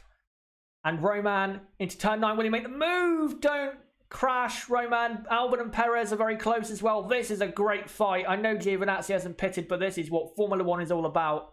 Fighting to the bitter end. As Grosjean, oh, be careful, that is dangerous. And oh, this is good. Yeah, DRS down to turn 13. This looks good. And yet Grosjean's going to make that stick. So Grosjean is now 13th. And Giovinazzi drops down to 14th. Danny Kvyat has pitted, by the way. Where will he come out in relation to Perez and Albon? By the way, Perez has passed Albon somewhere. So Perez has made a move on Albon. Kvyat comes out ahead of Norris. So Kvyat is right now in a net. Oh, Perez down the inside at turn 1 of Giovinazzi on the hard compound. This is great action here. And now Albon has to make the move. He cannot afford to be behind. And yeah, he's going to go right around the outside. Oh no, Giovinazzi going to stick it down the inside and pushes Albon basically off the track. Russell was pitted. But Kvyat is now in a net, I think net P9 or P10. And there you go. I think Giovinazzi, that was weird. He looked like he gave up on the position or he wasn't expecting that move to happen from Lando. But there you go. So let me quickly, if I can, update the order. And that's how Perez got past Albon down to turn 11. Oh, Albon, he almost hit the wall at turn 10 and Perez capitalised. The race, by the way, is starting to really ramp up now. So don't think it's over. It's not over yet. As Lance Stroll was pitted, where will Lance come out? He was ahead of Kvyat. So where will he come out? If he comes out he should come out ahead of Kvyat. And he does. So Lance Stroll is in a net P9. Yeah, Lance Stroll is P9 and Kvyat is in a net P10. So that fight has caused Norris and Grosjean to be relegated out of the points as Antonio Giovinazzi finally pits for soft tyres and there's a delay. Left front tyre, just like Grosjean, and now he leaves the pits.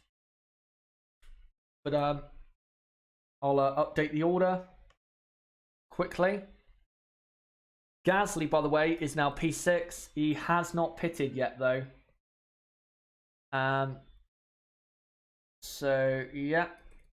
And, yep, left front issue there for Giovinazzi. And that's not good, of course. Stroll is, and who is that pitting? Charles Leclerc pitting for a hard compound tyre. So he's P5 and he will finish in P5. He only comes out, by the way, only just ahead of Gasly. So his pace was quite poor in that stint. Let me just quickly update the order. So Stroll, I think, is in a net P9. And then Gasly, I think, is maybe a net P10. Maybe. I'm not sure, though. We'll have to see. And then you got Norris, now P12. Grosjean is 13th, and he was, I think, was he 6th or 7th, and now 13th. That is just evidence that pit stop issues cost you so many positions and points. As Max Verstappen now is attacking Vettel. So here we go. Verstappen versus Vettel for the first time in 2019. Ricciardo, by the way, is up to 16th. on the hard ahead of Giovinazzi. That's how slow Giovinazzi was. And yeah, Verstappen looks like he's really gaining. And we know what he can be like in dirty air. Sometimes dirty air does not apply to him. And yeah, he's really given it some. And looks like he could really get past Vettel here. But let me quickly just update the order at the front, as Hamilton is now up to second because of Leclerc's pit stop. Vettel is third, only 2 seconds behind Hamilton. Fourth is Verstappen, only 0.8 of a second behind Vettel, and then Leclerc is in a very, very lonely P5 and is not that far ahead of Gasly P6, who hasn't pitted. So there you go, that is the order right now, and I'll quickly find a picture for you guys. And I'll just throw up Lewis Hamilton on the screen because I want to quickly talk about him. Where's Lewis's pace? He's 16 seconds behind Valtteri Bottas, and they've both pitted. Where's his pace gone? Bottas is destroying Lewis Hamilton. He's not only beating him, he is literally destroying him. And I'm not saying that to rub it into anyone, but that is the way it's going. He is absolutely taking Lewis apart. And there is Lewis, who was, oh, and here is Verstappen! Verstappen round the outside, and Verstappen will now cut back through turn 2 and down to turn 3. Verstappen's going for it. And he's now going down to turn 3, round the outside. And yes, he does it. Max Verstappen's up to P3, and he now will go after Lewis Hamilton as Daniel Ricciardo retires from the Grand Prix. Verstappen up to third. And after watching the 2018 Brazilian Grand Prix, you guys know you cannot count him out to continue making up positions. Great move from Max. Wow, that was fantastic. As replay down turn 3, Vettel just had no grip on the inside. Verstappen mugged him off around the outside there. And that Honda power unit, by the way, had some grunt down the straights to get past that Ferrari. That's very impressive. Red Bull look a bit further ahead of where they were this time last year, I'll say that. Oh, there's a Haas out. Oh, it's Grosjean. Grosjean is out of the race now. And Ricciardo, so we're now getting some retirements. So stuff is happening. Valtteri Bottas does another new fastest lap at 27.2. Where is this pace coming from? They'll have to investigate his car after the race, because I don't understand how he is 18 seconds clear of Lewis Hamilton. That makes no sense at all. If he's like this for 2019, then forget Ocon in that seat. This is destructive from Bottas. Right, so Grosjean is out. So Sergio Perez is now up to P13. 14th is Albon, who's really not benefited from the pit stop phase. 15th is Antonio Giovinazzi. And then 16th is Russell. And then 17th is Kubica. And then 18th is Grosjean, who has just retired. And then 19th is Ricciardo, who has just retired. And then Carlos Sainz was the first retirement, so he is the last runner. Of course, he's not on the track, but he is the last runner. So the order along the bottom is the order right now. Now, let me quickly get a picture, if I can, of Verstappen's move on Sebastian Vettel. Yeah, I've got a perfect one. Absolutely perfect. And by the way, Max is now closing on Lewis. He's only a second and a half behind, as Bottas is the fastest man on track still. So here is that move round the outside at turn 3. It's another one of those classic moves. Oh, Oh, not again. A loose wheel is the reason that Roman has retired. Wow. It's happened 2 years in a row. I do feel sorry for Romain Grosjean. So, at his pit stop, as we know, his left front did not go on properly. But then they got it on properly. But then, well, it wasn't on properly. And he has retired because of it. And Giovinazzi there being lapped by Lewis Hamilton and Max Verstappen. Does Max have DRS? Yes, he does. And he's within a second now of Lewis Hamilton. If Max can do that to Lewis, then wow, that would be incredible. But this is Lewis Hamilton. This is a 5 times world champion. By the way, just want to add, my prediction of Ferrari 4th and 5th for this Grand Prix is so far correct. And it looks as though the podium will be Bottas, Hamilton and Verstappen, but in a different way and that is a different way to what I thought it would be. I thought it'd be Hamilton, Verstappen, Bottas, but it's currently Bottas, Hamilton, Verstappen, and Max is closing in.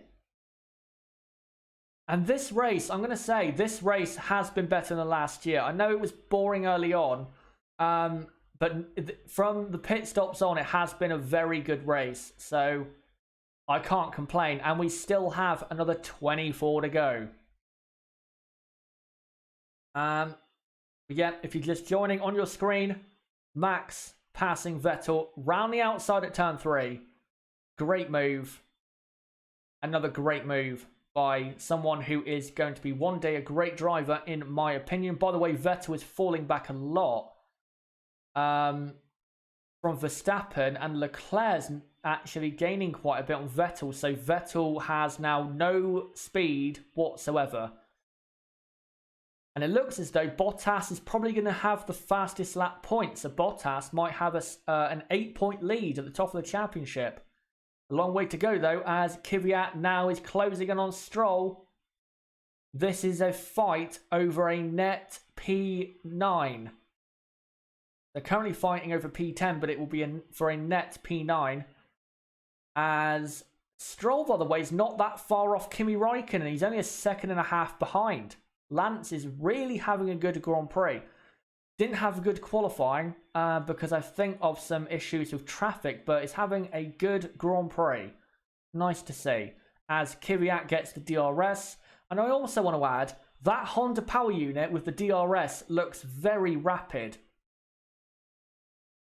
Because the Toro Rosso is closing in quite a bit. And Stroll is actually closing in a bit on Räikkönen. As Kvyat now comes onto the straight, has DRS on Stroll. And by the way, I just want to say, I think the cars can follow better. They look like they're following better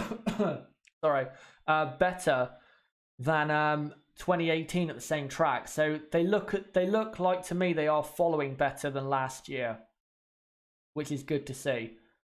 Kvyat, oh no, he's just feigning down the inside, trying to let Lance know he's there. There you go. Kvyat on the hard compound. He wants to really, get a point in this Grand Prix. And if that means getting past Stroll to confirm that, he will do that. I want to know, though, why is Kimi Räikkönen not that quick right now? That's a bit of a weird story right now. Kimi doesn't really have any pace.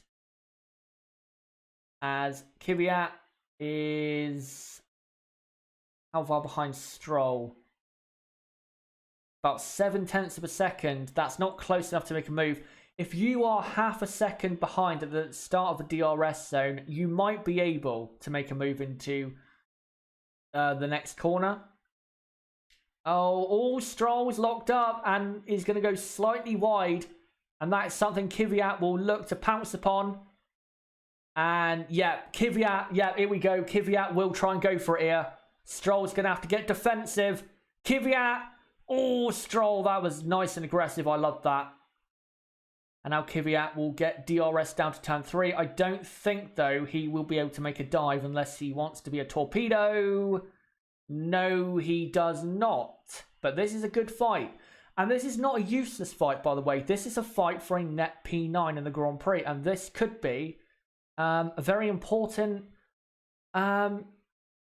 fight for the end of the season. Because you never know. These two might be close in the Constructors. As Kvyat is still a bit behind Stroll. And also, Charles Leclerc is closing in on Vettel on the hard compound tyre. It seems to me the hard compound is really working well. The medium isn't working bad, but it's not working as well as the hard compound. The hard compound looks really nice in the hot and humid conditions of Melbourne, Australia. Now, Kvyat would want Stroll to lock up again to give him a good chance of making a move. And how close is he? He's not. Oh no, and Kvyat's lost the rear end slightly, so Kvyat will fall behind slightly. He still has DRS though, and that's an important thing. As long as he can bring himself along closer to, say, Kimi Räikkönen and that battle ahead, then you never know. Maybe Kvyat could get more than P9. And yeah, and he's slightly losing the rear end. Nothing massive. Oh, Kvyat's gone off the track. Oh, just as I said, he was having a great race. I think he has tried to go for a move and then gone straight on at turn 3 as Bottas does another fastest lap. Yep. So Kvyat's done a dive bomb at turn 3 and gone straight on. Has he maintained position though? I hope he has. Yeah, just too aggressive. The car did not have enough grip to slow down to the speed that he wanted it to slow down to. Well, he tried, but maybe he shouldn't have been that aggressive.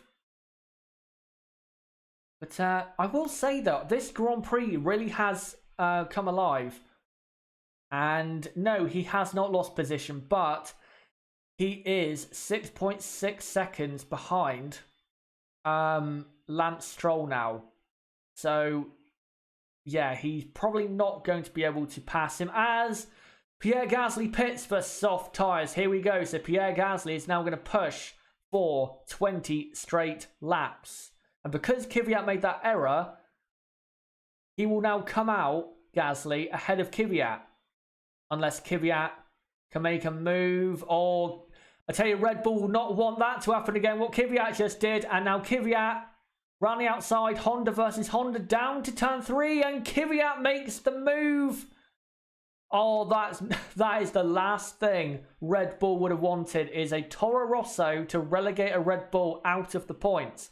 So now everyone is pitted and Gasly has gained, what, 3 positions. And now Stroll and Kvyat are in the points. That's a bit of a different order to what we were expecting, I think. So let me quickly do the running order. But now Gasly should be way faster than Kvyat. Kvyat is on older medium tyres. Oh no, older hard tyres. Gasly is on the new soft tyres. So let me just quickly update the order. Lance Stroll, by the way, is one of my drivers of the day right now. P9. Doing very well in his first race for Racing Point. So Raikkonen's P8, that's all right. He could do better though, to be honest. As now Gasly is closing on Kvyat, who is in P10 by the way. So Kvyat is scoring points right now, but Gasly will want to get that point off of Danny Kvyat. Gasly now will get DRS down to turn 3, but Gasly does not make the move. Let me quickly update the order. So Kvyat's P10 and Gasly is P11. Not a great race for Pierre, but as I said in the build-up, it was never going to be an easy race because there were so many tough people out there to pass. It was never going to be an easy Grand Prix. but now has to pass Danny Kvyat. And if he can't pass him, then this will be a bit embarrassing to his new employer, Red Bull, that he can't pass Danny Kvyat, who was dropped from the same team and has also been dropped from Toro Rosso about twice. But let me quickly show you what Danny Kvyat did with Lance Stroll and how he epically failed in a way that only Danny Kvyat can. So let me get that up on the screen. And here you go as Gasly is closing in. Down to turn 1. Will Gasly even move? No, he will not. Will he run wide? No. Oh, he runs slightly wide. I don't think he will then make the move down to turn 3. I don't think he is quite close enough. Nope, he will not. By the way, Valtteri Bottas leads this Grand Prix by 21.7 seconds. Where has this driver been during the winter? I know he's grown a beard. Maybe it's the beard, but how is he that far ahead of Hamilton? They've both pitted. I know he's on fresher tyres by, what, almost 10 laps, but 22 seconds ahead of Hamilton. That's almost a pit stop. Wow. This is Valtteri's best drive in his entire career by an absolute mile. No doubt about it. And hopefully he gets the win because he deserves it. He's destroyed Hamilton. He's destroyed them all. Wow, what a performance. By the way, Charles Leclerc, who is P5 and hasn't had that good of a Grand Prix, he's been quite poor to be honest, is closing down Sebastian Vettel. He's only 8 seconds behind with 17 laps to go. But yeah, guys, in the chat, let me know what are your thoughts on Bottas? Is this happening? Am I actually awake? Is Valtteri Bottas 23 seconds ahead of Lewis Hamilton in the lead of a Grand Prix and they've both pitted? Is this actually happening? And he's done another fastest lap, a 27th lap. I can't believe this. He must be refueling or something like that as pit stops, but wow. This is amazing. It's actually incredible. He is absolutely slaughtering the field. He's making F1 look amateur. Pedro Goldfinger, Bottas is in beast mode for sure. Beast mode wouldn't even be able to compete with Valtteri Bottas today.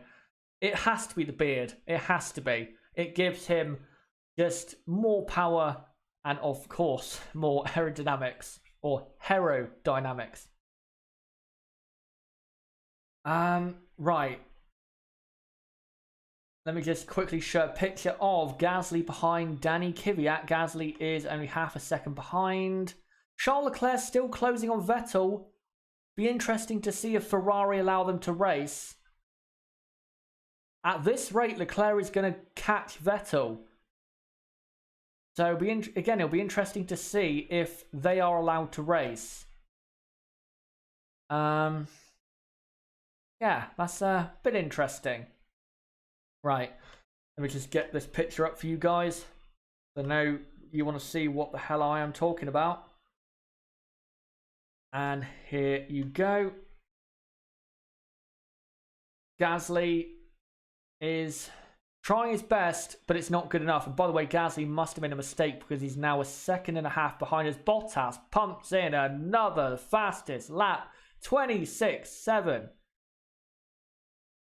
I can't even fathom this performance by Valtteri Bottas. It's one of the best performances I've seen at this track in a while, if ever. It's unbelievable. Hamilton has to have an issue with his car. There has to be an issue with Hamilton's car. There's no way he's that quick.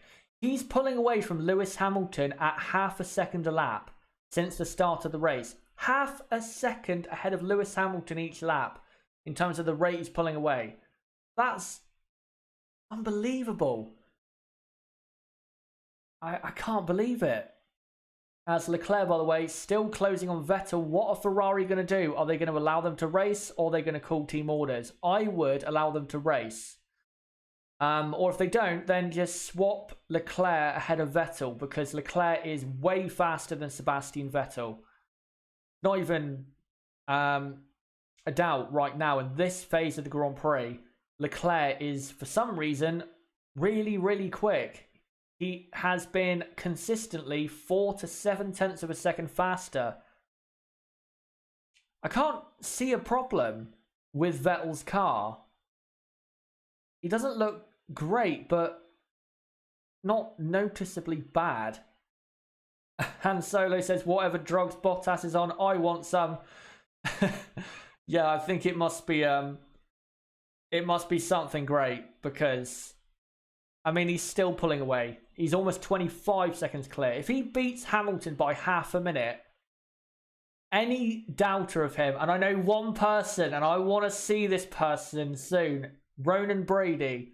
I want to hear from you about this, because I know you will be watching this race and thinking, what on earth is going on? How is Valtteri Bottas half a minute almost ahead of Lewis Hamilton? So, yeah, I want to hear from you, mate, because I know you're watching this race, whether you're still asleep or watching it live, thinking, what is even happening? And I'm thinking the same. What is happening? This is unbelievable. This is absolutely unbelievable. By the way, Kvyat has closed a 6.6 second gap to Stroll and has closed it down to a second. So Kvyat does have really good speed. And Gasly is falling behind Kvyat. Is now 2.3 behind. So Gasly has no speed at the moment. Matthew Felton says, Bottas is in what's called flow. Only way to explain it, only way to do that is to have tracks so, I think you mean mesmerized or memorized, whatever you mean, that it's a basal reflex, like putting on a seatbelt while starting a car without thinking. He must be on like a different astral plane to everyone else, because it's unbelievable. He is now literally a pit stop ahead. He could pit and come out in the lead.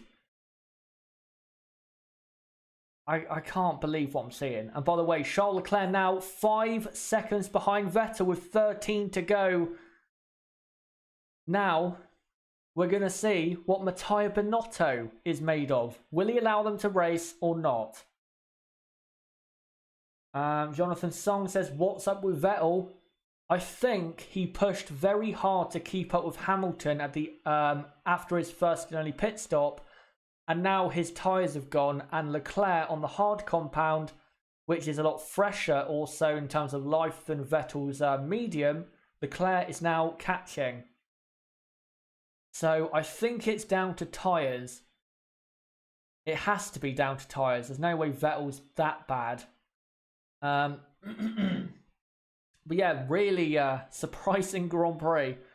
You got Lance Stroll in the points, Kvyat in the points. Bottas is leading, by the way, by 25 seconds from Lewis Hamilton. They have both pitted, and both drivers have not had any mistakes, lockups, crashes, whatever. And Bottas is that far ahead.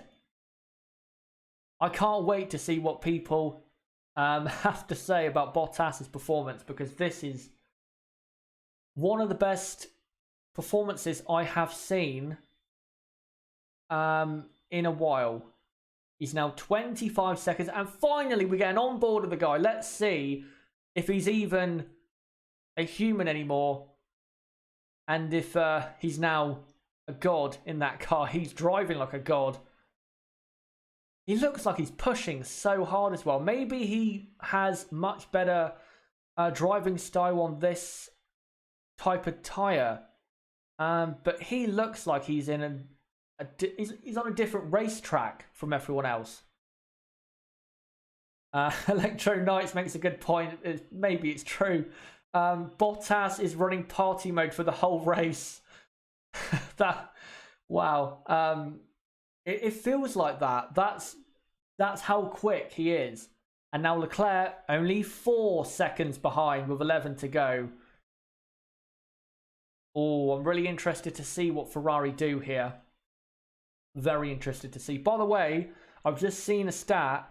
Max Verstappen has recorded the highest speed in a speed trap. Kvyat is P4 in the speed traps. Gasly is P5. You have a Renault in the high up in the speed trap of Hülkenberg, so good there. But yeah, Honda power looking very strong. And by the way, yes, as Raghav Gupta says, Max is slowly gaining, but I don't think he'll have the pace to beat Hamilton. But one driver that will have the pace to beat Sebastian Vettel, if he's allowed to race him, is Charles Leclerc.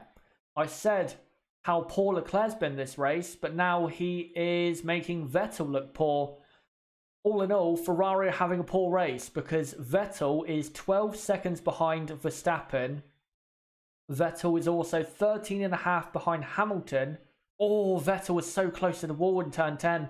And Sebastian Vettel is 37 seconds off the lead after 48 laps. That is about 3/4 of a second a lap. That is dramatic. As Leclerc now only 3 seconds behind. We're going to have a crazy end to this Grand Prix, I think. As, by the way, Stroll, we've got a great battle here. So Raikkonen is 8th, only a second ahead of Stroll in 9th. And then Kvyat and Gasly both have DRS on Stroll in 10th and 11th. So we have a 4-way scrap for 8th. The last 10 laps, guys, are going to be intense. This is going to be a great end. As now we're on board with it. A 4-way battle for 8th. This is exactly what I wanted to see. Fighting from lap 1 to lap 58. And we're getting that. And by the way, Kimi Raikkonen is only a second behind Hülkenberg. So I think you could make that a 5-way scrap. Yeah, you could. We've got a 5-way scrap for P7. So anyone who was saying this is a boring race, forget that. This is a great race. This is probably the best Australian Grand Prix since the V8 days. As they all have DRS, but can any of them really make a move anytime soon? Gasly has gone literally nowhere on his fresh, soft tyres. Kvyat is only half a second behind Stroll. He's not going to dive again. He'll end up taking Stroll to another universe if he does that. Leclerc, 2 seconds behind Vettel. And Verstappen only a 1.5 seconds behind Hamilton. But yeah, let me know, guys, in the chat, what have you thought of this Grand Prix? I think this has been the best Australian Grand Prix for at least 6 or 7 years. This has been very good. As Raikkonen, 1.1 behind Hülkenberg, and then Stroll, Kvyat, Gasly, right behind Raikkonen, fighting for points paying positions. As we're seeing a replay of Max Verstappen, who has gone straight on at turn 1 and rejoined in turn 2. That's going to cost him lap time against Lewis Hamilton. He's having a good race though, is Max. Chazza, they should let Leclerc past and let Vettel go for the fastest lap so Ferrari maximise points.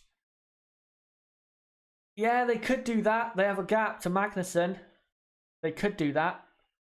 But we'll see. As Bottas, by the way, is going to lap Hülkenberg, Raikkonen, Stroll, Kvyat, Gasly. So there will be an opportunity for those drivers to try and capitalise on the other driver lifting off too much when letting another driver through. But who is going to try and make a move? If Kimi Raikkonen can get DRS on Hülkenberg because of the Ferrari power compared to the Renault power unit, he should gain a lot. And then you'll see a train behind Hülkenberg.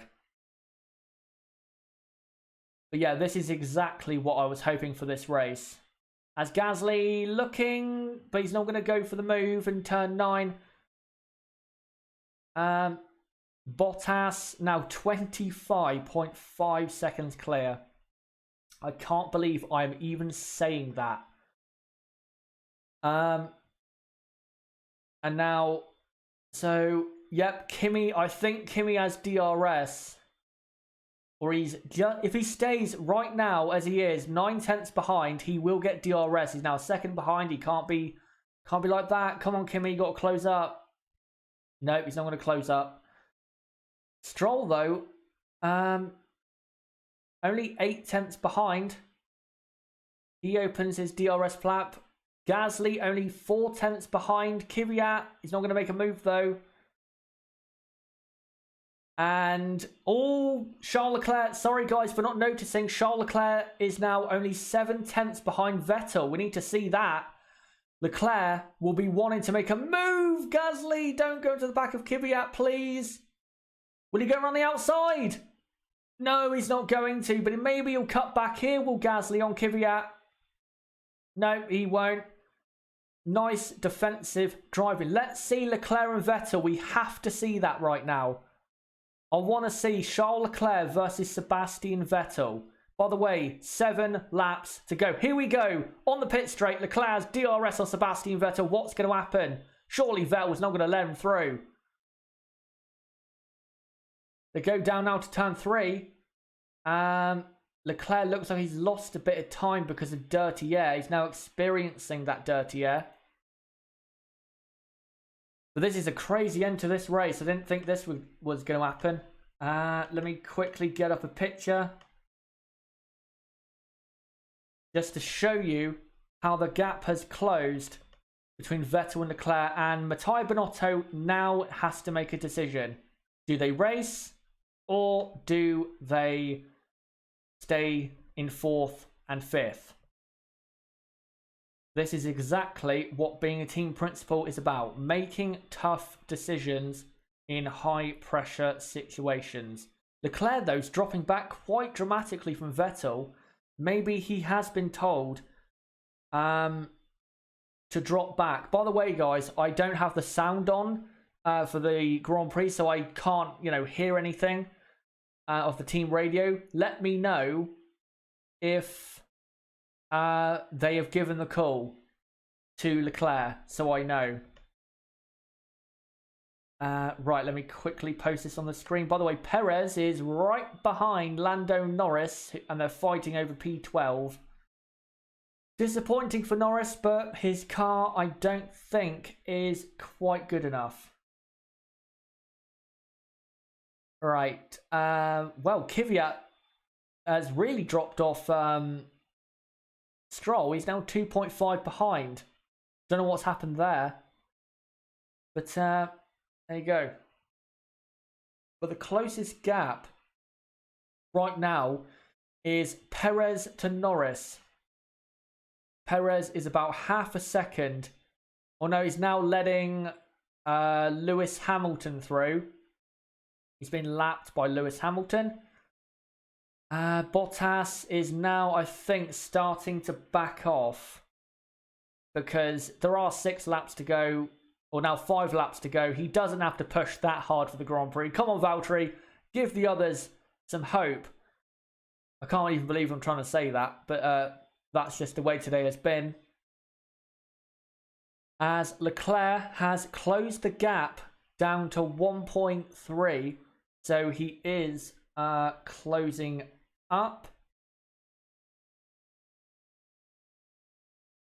As this is, who is this? This is Gasly and Kvyat. They've both been lapped by Bottas. So that is why Bottas has dropped lap time, because he was lapping those two. Electro Knight says Charles has been told to back off. Can you confirm that? Because he's closing back in at the moment. But yeah, there you go. But yeah, Gasly still P11. I think Gasly has had a bit of a poor race. I'm going to be honest. I think he could have done better today. Still has time to get a point, but I think he should have done better today with what he has. I said it was going to be hard, but well, if it wasn't hard, then it wouldn't be any fun, would it? Formula 1 or life in general. As Kimi Raikkonen has DRS on Hulkenberg for P7. And Raikkonen is about 8 tenths or now 7 tenths of a second behind. So, yeah, Raikkonen starting to close in on Hulkenberg. Bottas is about to lap Stroll, Raikkonen, and Hulkenberg. He won't lap Magnussen, I think. I think Magnussen is too far ahead to be... too far ahead of Hulkenberg to be lapped. But Kimi is giving it a go with 4 to go. As, yeah, K-Mag is about 3 seconds ahead of the Hulk. And then Kimi is in 8th. By the way, guys, let me know in the chat as Ultraman gives a link to the F1 voting website. Let me know who is driver of the day. For me, by a mile, Valtteri Bottas. This is the best performance of his entire career. No doubt about it. It has to be Valtteri Bottas. Let me know in the chat right now, and I'll read through as many as I can as we come to the end of this Grand Prix as Kimi Raikkonen closes on Nico Hulkenberg. Kvyat has now closed back up to Stroll. Stroll has had to let some people through. Gasly is closing again on Kvyat. Perez closing on Norris. Leclerc has been told to back off. Is that the right decision? I'm going to say yes, because even if Leclerc passes Vettel, he wouldn't have finished on the podium because they're too far behind. So there's no point. The team has to come first. So right decision there, in my opinion. As Lewis Hamilton is still trying to keep Max Verstappen behind. And Max Verstappen, by the way, has done the fastest lap. He wants an extra point, a 26.5 from Max. And I tell you, if this is a weaker track for Red Bull this season, they're going to be mighty in 2019. Because they have been the second fastest car for me this weekend.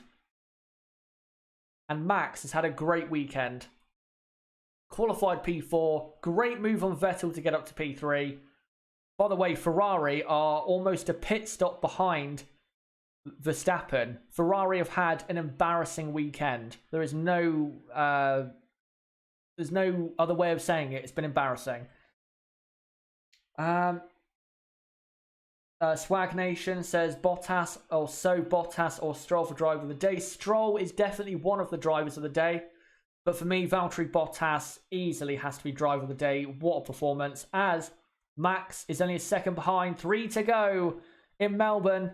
It's not been a great race, but it's been pretty good, in my opinion. Can Max get DRS on Hamilton? If he can, he has a great chance of making Lewis really work for a second place. And no, he hasn't got DRS, I'm afraid.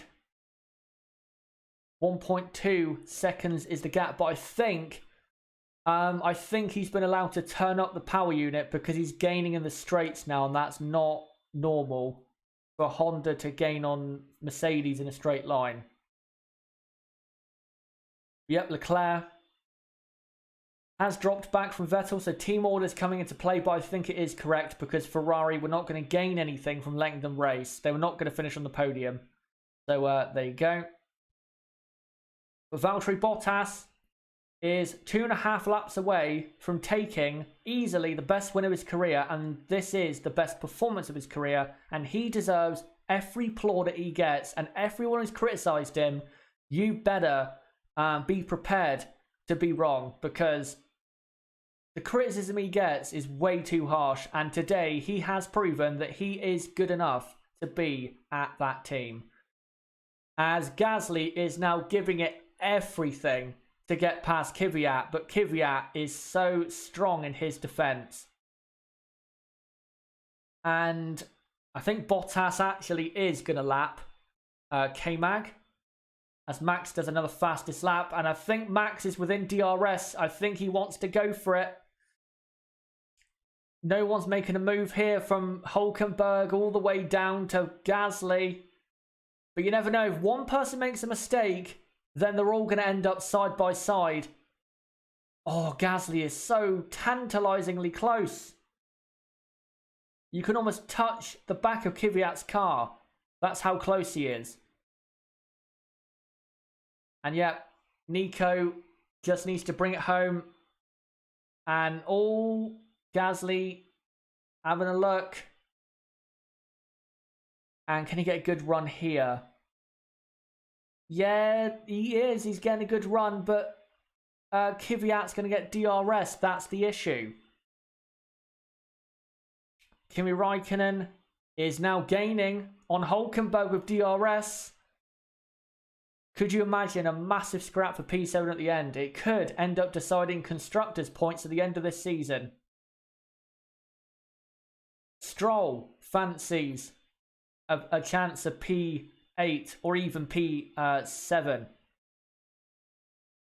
But now, we are on the final lap and Bottas absolutely smashes the competition with a 25-5. Good night, see you later. By the way, the two Ferraris are half a minute behind the Hamilton-Verstappen battle. It's been an embarrassing day for Ferrari. They have to sort themselves out. As we're now on the final lap, I don't think there's going to be a move between these drivers. The closest battle looks to be Gasly and Kvyat for the final point. Danny Kvyat will be fighting tooth and nail for that point. Be fighting like it's his last day on this planet. As Valtteri Bottas now comes through turns 9 and 10. Kevin Magnussen is ahead, about to be lapped, but I don't think Valtteri is going to lap him. As he now cruises to the line. Or cruises, sorry, down to turn 13. In what is easily his best performance of his career. He has had so much criticism during the last few months, but I'm proud to say that he has proven every single person wrong as Valtteri Bottas heads to the line and wins the first race in 2019. Valtteri Bottas takes the flag and wins the 2019 Australian Grand Prix and is easily the best driver in this Grand Prix today. Lewis Hamilton will come home second, ahead of a very fast Max Verstappen in third.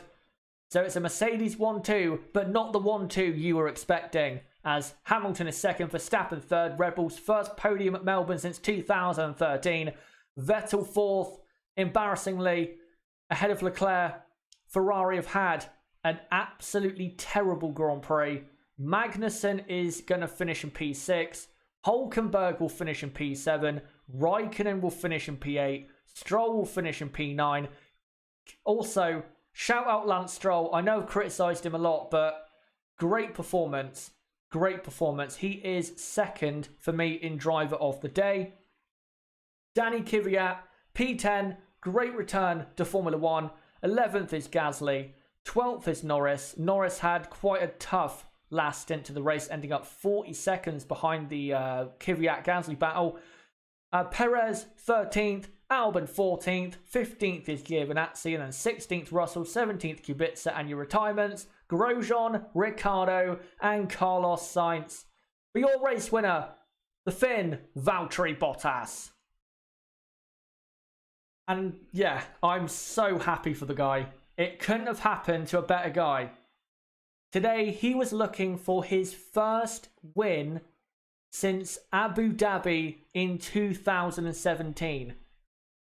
And not only did he get that, he did it in the best way possible by absolutely destroying the rest of the field. And that is the best way to win a Grand Prix. And he has ended up driver of the day. How could you give it to anyone else? The way he won that race was unbelievable.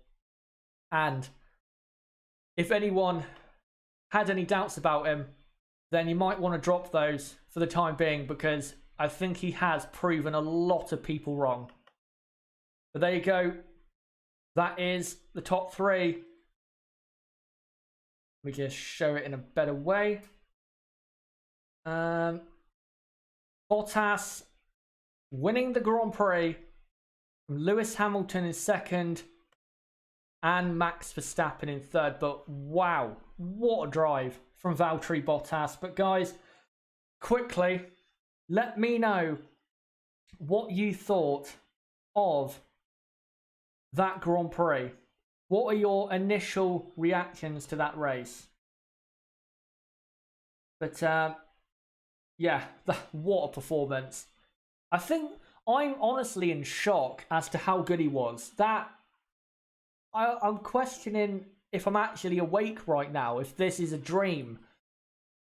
I can't believe this is actually happening. He has absolutely destroyed the rest of the field. I can't believe that. Nobody called a Valtteri Bottas win. Nobody called a Bottas win. I don't even think Bottas fans would have said he's going to win, but he absolutely ran away with that. Right. And Me Too on Tube says, thank you to Chaz. Thank you to coming along and watching. And by the way, guys, again, let me know what you thought of the Grand Prix. I thought it was pretty good. I'm sure Nib, by the way, at the track is probably as white as a ghost. One, because Ricciardo, his race ended immediately. And also because he probably as well cannot believe that Valtteri Bottas has gone and done that. Tonka Toy Truck says it's shaping up to be a great year for F1. It is. And I'm pretty sure Bottas had the fastest lap. So Bottas has an 8-point lead at the top of the Drivers' World Championship. And hopefully, for his sake, that's not a one-off and he is going to continue at that type of speed. Because in that form, he can win the championship. I'm not going to say he is because I don't think he will. But in that form, would you bet against him? I'm not sure I would bet against him in that form. He was scarily good in that Grand Prix. As now, the podium is set to happen. By the way, the order running along the bottom, that is the official finishing order of the 2019 Australian Grand Prix. So, Bottas has won from Hamilton second, Verstappen third, fourth Vettel, fifth Leclerc, sixth Magnussen, 7th Hulkenberg, 8th Raikkonen, 9th is Lance Stroll. Again, Lance Stroll, I want to mention him because he was so good. 10th Kvyat, also good, even though he made an error. 11th is Pierre Gasly.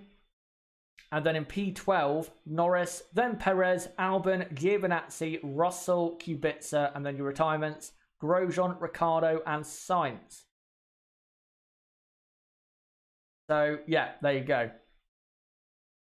But yeah, for the next, I don't know, 5 minutes or so, let me know, guys, what are your initial thoughts after the Grand Prix. And then once we get into the podium, I will then start doing a reaction for about 45 minutes. I'll go through all the teams and talk about all the drivers. I won't go too deep into it because, guys, remember, tomorrow at 6 p.m, 6 p.m. UK time, by the way, I will be doing a race review of everything that happened in this race in a lot more in-depth way. So, yeah, make sure to join me for that. And don't forget to subscribe. Bottom right of the screen, you can do it right there. Or click on my channel name, go to my channel page and subscribe.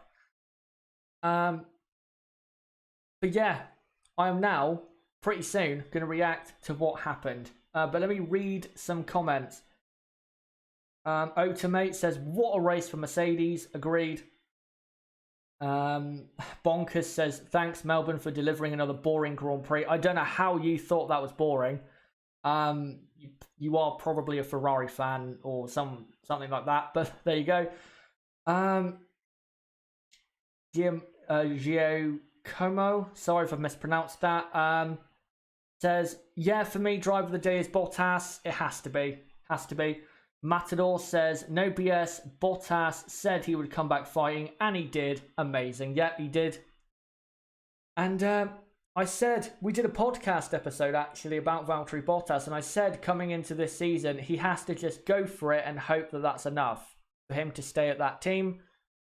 And if that's him going for it, then keep that up. because I don't think many people will be able to keep up with that type of speed.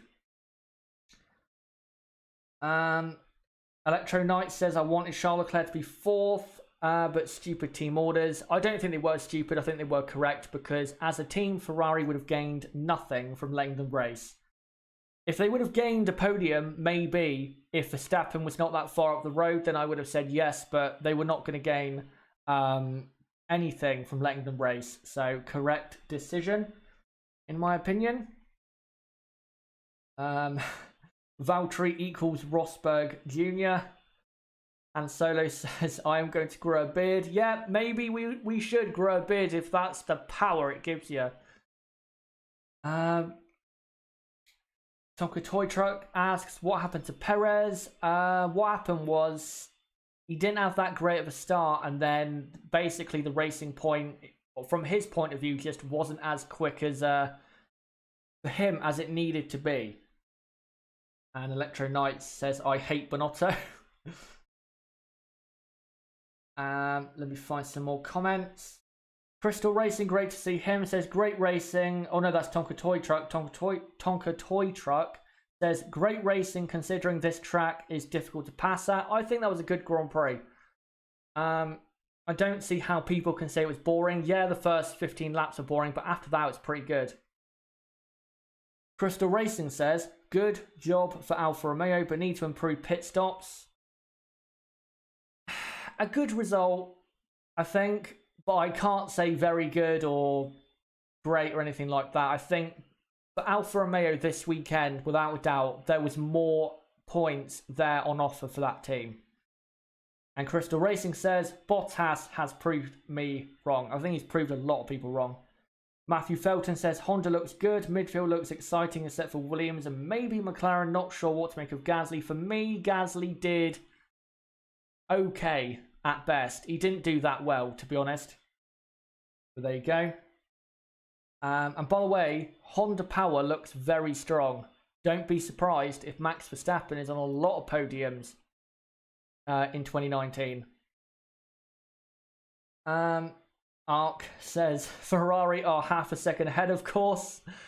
By the way, if you want to have fun, go to the Autosport YouTube channel after, of course, this stream is finished and watch their video from yesterday about Mercedes getting pole. It's hilarious. And the comments are hilarious as well. Because we all know what Autosport was saying during the winter. But, yeah.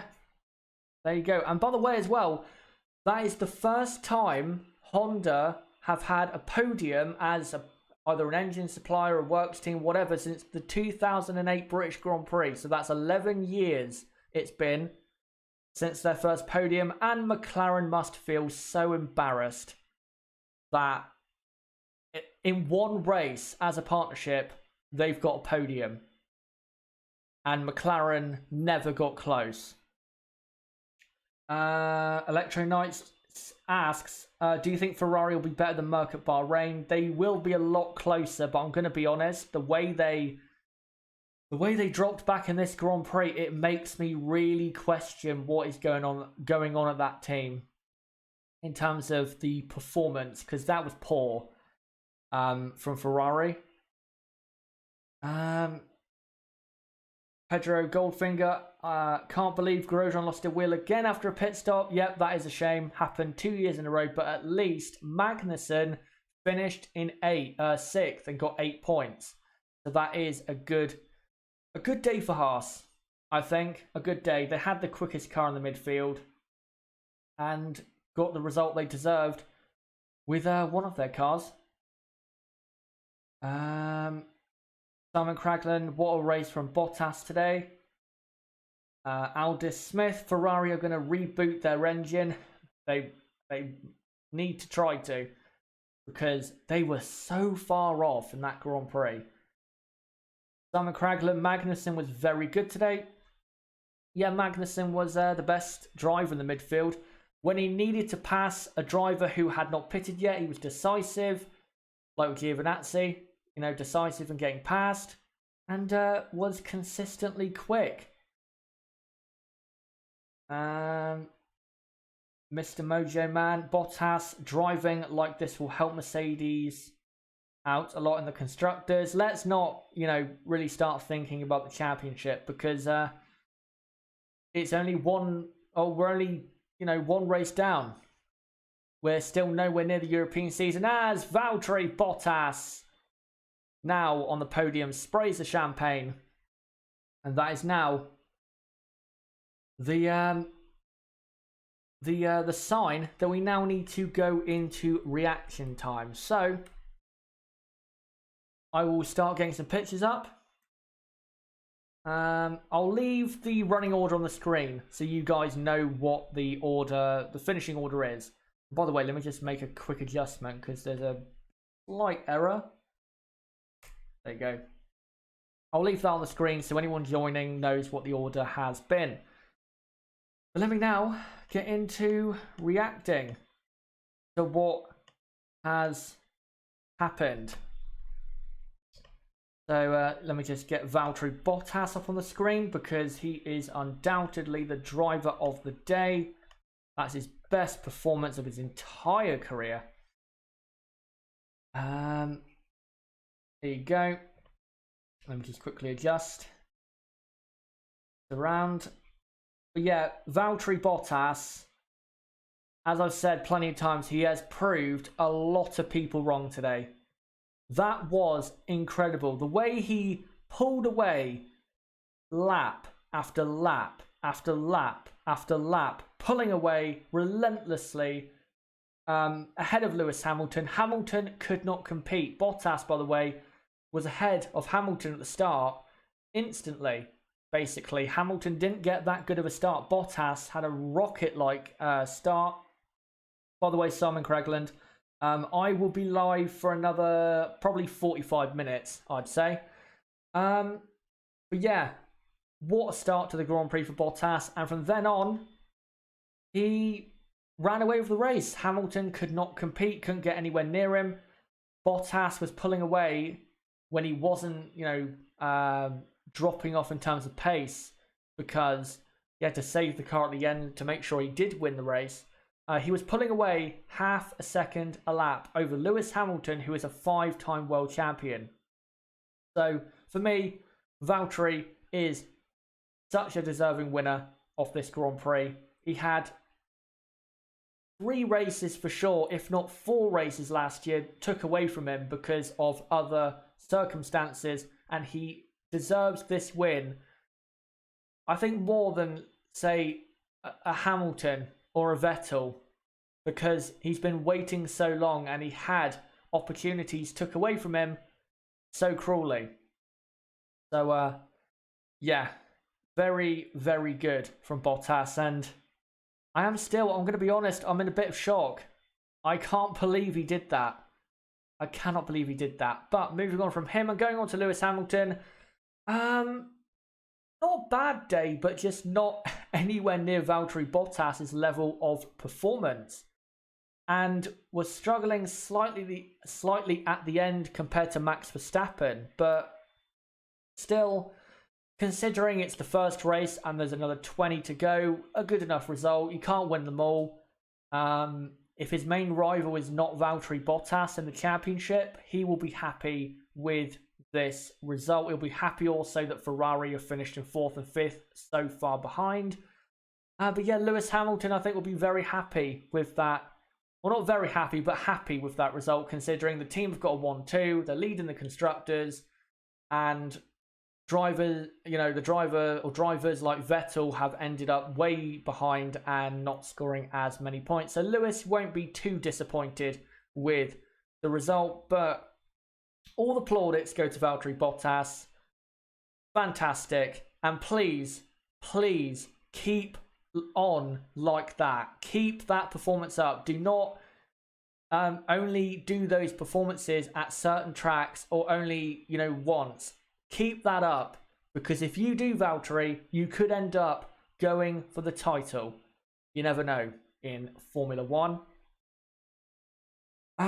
Let me read out a couple comments and then I will move on to Ferrari, who I have plenty to say about Ferrari because I think they were poor today. I think they were very poor. So yeah, let me know in the chat right now what you guys think. Simon Cragland says Hamilton was very poor of his standards. It'll be interesting to see whether Bottas beats Hamilton at Bahrain, since he outqualified Hamilton the last 2 years at Bahrain. Bahrain actually tends to be a better track for Bottas than it does Melbourne. So Bottas should keep that performance up into Bahrain. Whether he can at Shanghai, I don't know. But Bahrain, Bottas should be even better, which would be incredible.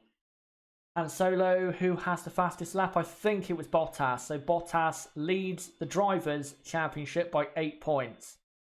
I'm pretty sure. Right, let me find one more comment and then I'll move on to Ferrari because I've got plenty to say about Ferrari. Simon Cragland also, normally when Bottas is leading, he's not pulling away that much, but today he is or has outclassed Hamilton by miles. Indeed.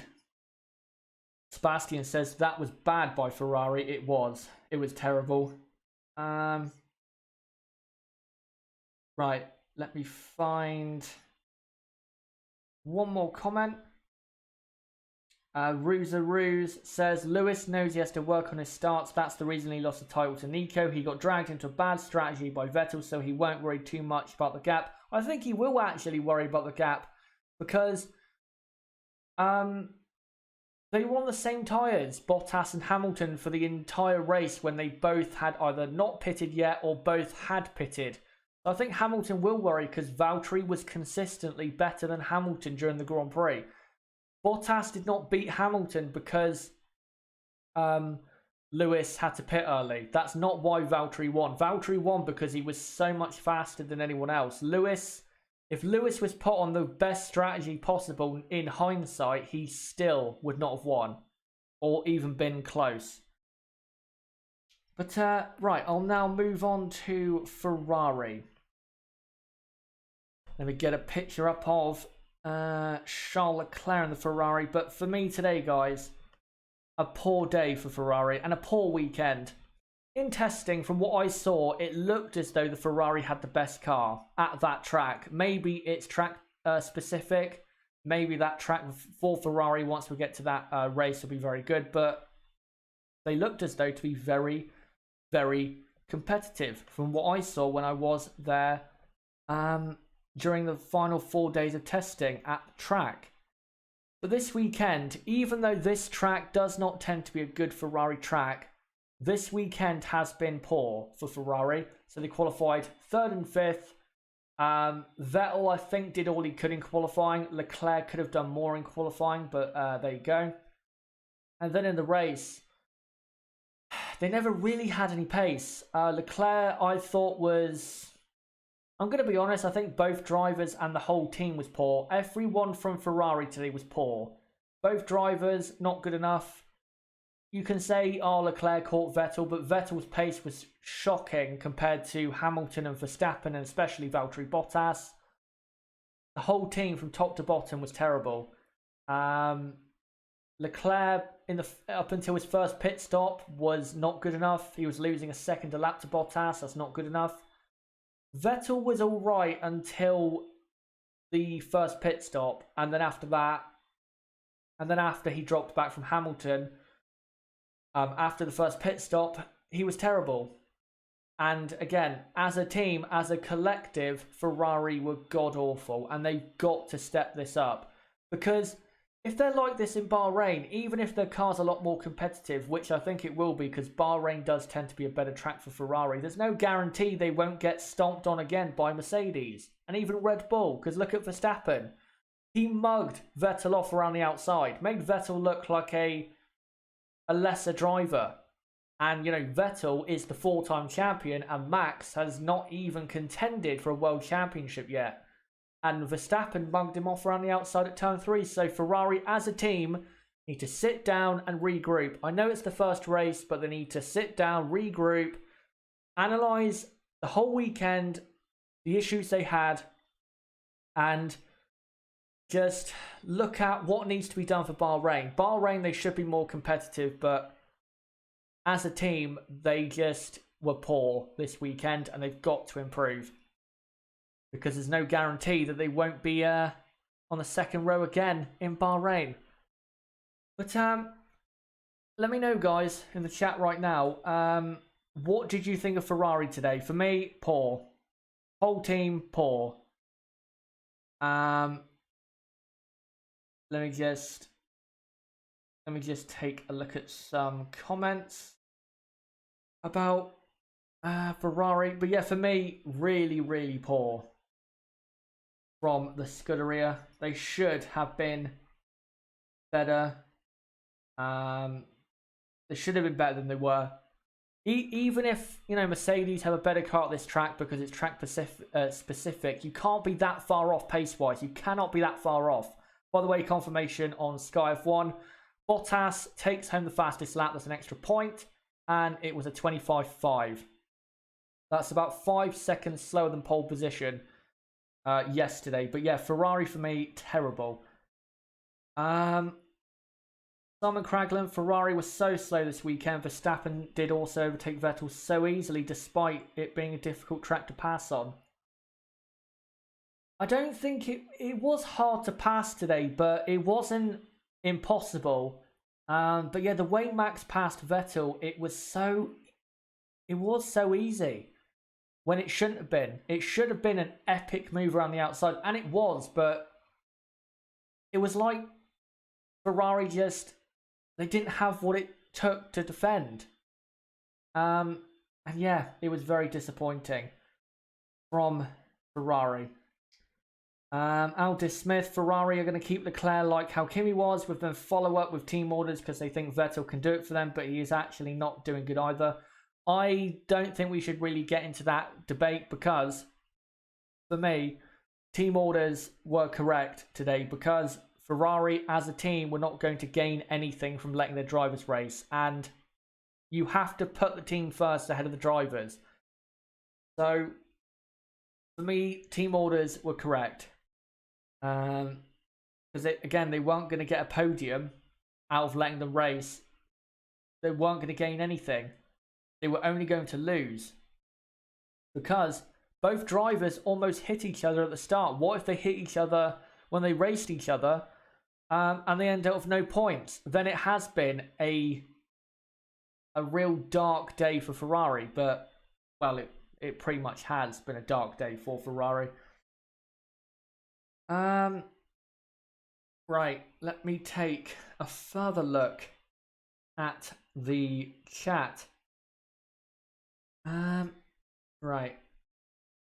I just want to see what you guys think of Ferrari.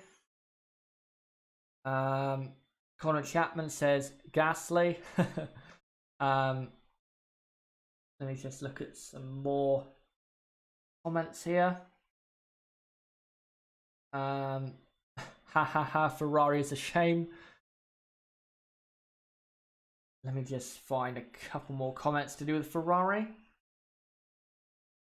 Connor Chapman says Ferrari's pace was shocking. The car never got the tyres working. It was a terrible race, and their pace was terrible. Let me just find a couple more comments because I want to make sure I get as many comments from you guys as to, you know, what happened with Ferrari, because it's weird what happened with Ferrari. No one would have predicted that, for them to be that far off. I thought they would finish this Grand Prix in P4 and P5 in the build up to this race, in the race Watchalong build up. But I didn't think they would be like half a minute behind Verstappen in third. And going into the weekend, I didn't think they would miss out on the podium. I thought it would be 2 Ferrari drivers and a Mercedes. I didn't know in which order though.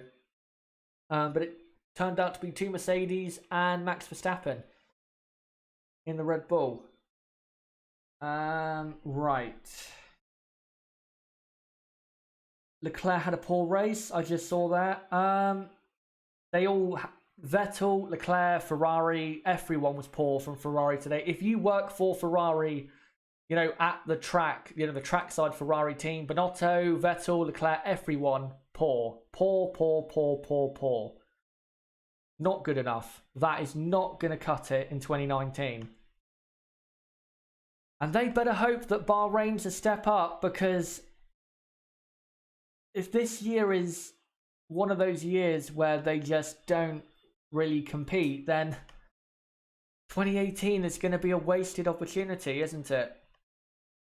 Right. Let me now get a picture up on the screen of the Red Bull of Max Verstappen. Sorry about that. Red Bull having a good race. I predicted a Verstappen podium. I thought he would finish in second today, behind Hamilton and ahead of Bottas. But despite him not finishing second, which he just about missed out on, a good Grand Prix for him and Red Bull. And if that is just the start of what Red Bull and Honda can do, then I wouldn't be surprised if Max contends for the title. I wouldn't be surprised, because look at his form in the second half of 2018. I think he would have finished second in the championship in 2018. If the championship started from Spa on, he would have finished in P2, something like that. That's how good he was, and he seems to have continued that. So, very good for Max. Great day for Red Bull. The pace was good. I think Max and Red Bull were just waiting when it came to the pit stop phase, trying to build a gap and also pit a lot later than Vettel so they could try and race Vettel and Hamilton. They raced Vettel pretty hard and then passed him brilliantly around the outside. They tried to race Hamilton, but I think Hamilton just had too much speed in his car and was, I think the Mercedes just had slightly too much pace. But for me, Max was great. Red Bull and Honda will be so pleased with that. And in Bahrain, I think Red Bull are going to be stronger in Bahrain, because look at Toro Rosso's performance in 2018 with Honda Power.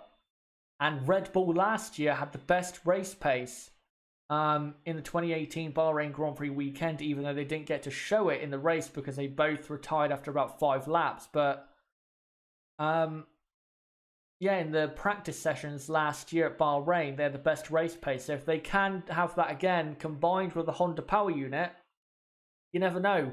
They could end up with another podium or even better. So we'll see in Bahrain. And also, I already cannot wait for Bahrain, because Bahrain notoriously is a great track for overtaking. And today's race wasn't that bad for overtaking. So yeah, I cannot wait for Bahrain to see what Red Bull and all the teams do. Pierre Gasly, an okay race. I think he tried everything he could. I think he could have been quicker in the part of the race where he was left out to try and build a gap. He could have been quicker in that part of the Grand Prix than he was to try and get ahead of Kvyat and Stroll. But he didn't, and then ended up right behind Hülkenberg, Raikkonen, Stroll and Kvyat, and finished in P11. And of course, that is not a good weekend for Pierre Gasly. But Bahrain is next. That's his best result in his career so far from last year. So if he can have a settled weekend and not a chaotic one, like he had this weekend, then he should be a dark horse for maybe a P3 or a P4 if the Red Bull again has good race pace. But for Red Bull, good day at the office. Right, let me see what you guys have to say in regards to Red Bull. Because I want to see what you guys thought of Red Bull. What do you think of Max Verstappen, Pierre Gasly? Skyman says, coming races look good for Red Bull. This can be a good year for Red Bull. I always thought it would be a good year for this team. But yeah, Bahrain should be a better track. Shanghai should be an even better track because it has the type of corners that Red Bull is going to love. And their race pace around there in the last couple of years has been very good. And then once we get to the European season, of course, you have Catalonia, where they're going to be strong. Monaco, they should be at the front at that Grand Prix. Red Bull are a dark horse, maybe for the championship, if Verstappen can be as good as he was for most of 2018. They are a dark horse, no doubt about it. And he also says, Skyman, Red Bull is strong with Max. Exactly. James Eric says, Gasly just so slow, he just couldn't get past anyone. Yeah, he didn't overtake anyone in today's race. He didn't have the speed. If that was Max, Max would have finished probably P8 or P7. But yeah, Gasly didn't have the speed or the aggression to do so. JB says, Kvyat should have been told to let Gasly by. I disagree. They're racing for position and Toro Rosso need that point. So yeah, I disagree. Henry Chan says, I think it's still a fair start for Ferrari as they had massive changes in the team. I disagree. No way. Absolutely no way. Look at their pre-season. It was very good. And they've turned up to the first race and they've ended up having probably the third fastest car when you get to the race. It's not been a fair start at all or a good weekend or anything remotely okay. It's been terrible for Ferrari. And Scotty says, awesome to see such a strong performance and reliability from the Honda engine. And I just want to make this point before I move on to the midfield. Honda are ready to fight. If you look at that turn of speed of the Honda power unit when Verstappen passed Vettel, go back and look. I know he had DRS, but he flew past Vettel. If that power unit can be developed and can be brought closer with that chassis, watch out for Red Bull. Really watch out for Red Bull, especially Max Verstappen. But now I will get into the midfield. And I'll start off with Renault and then go to McLaren, Alfa, Haas, Toro Rosso, Racing Point, and the toothpaste team at the back. So, yeah, let me just get a picture, if I can, of the Renault. And then I will get into the midfield. And the midfield was very, very competitive today. And it's nice to see. Right. Let me just find an appropriate picture if I can. I can't find a great one of the Renault, but I can find one of Hülkenberg at his pit stop. That's okay enough for now. So let me throw that on screen. I'm actually watching replays at the minute on Sky F1 of the start. And yeah, Bottas left Hamilton for dead down to turn 1. It wasn't even really competitive. There you go. That's Hülkenberg at his first and only pit stop. Renault. Hülkenberg, well done. He got the best out of that car. That's one of his best performances in the last few races, if you go back to 2018 as well. Very good race. Good start. Had good pace. Just about held on for Raikkonen. I think if there was like 10 or 15 more laps, I think Hülkenberg would have fell off and got overtook by Raikkonen. But a good race in P7. But then we have Daniel Ricciardo. Now, look, it is his first race for Renault. He is, of course, under a lot of pressure because it's, you know, home race. First race for him is always the home race, so a lot of pressure. But I'm afraid this weekend he hasn't been good enough as a driver. He was slower than Hülkenberg in qualifying. He was actually slower a couple times than Hülkenberg in practice and then caused his own downfall in the race by going over the grass on the exit of the pit lane and, yeah, just completely misjudged it. Yeah, I'm watching a replay right now actually on Sky of him going over the bump. Completely misjudged it. And yet he was the cause of his own downfall. You could say, oh, maybe he didn't know it was there, but you shouldn't be going onto the grass. You're not going to go quicker on the grass in Formula One. That's not how it works. These are cars that are meant for tracks, not the grass. So I think Ricciardo, even though it has been disappointing results-wise, I think performance-wise it has also been disappointing. And I think he does have to kind of step it up a bit, because I think he wasn't really that good this weekend. He never really seemed to be that quick at all. Hulkenberg seemed to have the edge over Daniel for most of the weekend.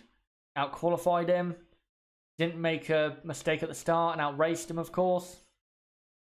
So I think Nico was better, and Daniel just wasn't that impressive, which is unusual for him, because at his home race you would expect Daniel to really put on a show, but he didn't. This was probably one of his worst races at his home track, considering the car he had. It wasn't a great car, but it was a car that was good enough for points. Look at Nico Hulkenberg, for example. But yeah, not good for Ricciardo. Good for Hulkenberg, but I think Daniel, going into Bahrain, does have to step it up, because as we saw last year, if Hulkenberg can get an early lead over Ricciardo, like Hulkenberg did with Sainz, who people thought was more talented, then that could be the narrative for the rest of the season. So hopefully, Ricciardo can improve. And I can't wait to hear Nib's thoughts on Ricciardo on Tuesday night when we do the podcast reviewing the race. Because for me, Ricciardo was not good enough at this race. He didn't have the pace. Or didn't have enough pace. Maybe we're underrating Hulkenberg, but in my opinion, Ricciardo is a better driver. But there you go. Right, now I will quickly get up a picture of a McLaren of probably Lando Norris, to be honest. Rather than Carlos Sainz, who retired with a power unit failure. And I've got a picture of Lando, who for me, in today's race, had a good race, considering the pace of the McLaren. The McLaren is not ready to score points yet. It's not got the pace, as was proven in the Grand Prix. And I thought, honestly, he wasn't going to finish in the points. But yeah, I think he did well enough.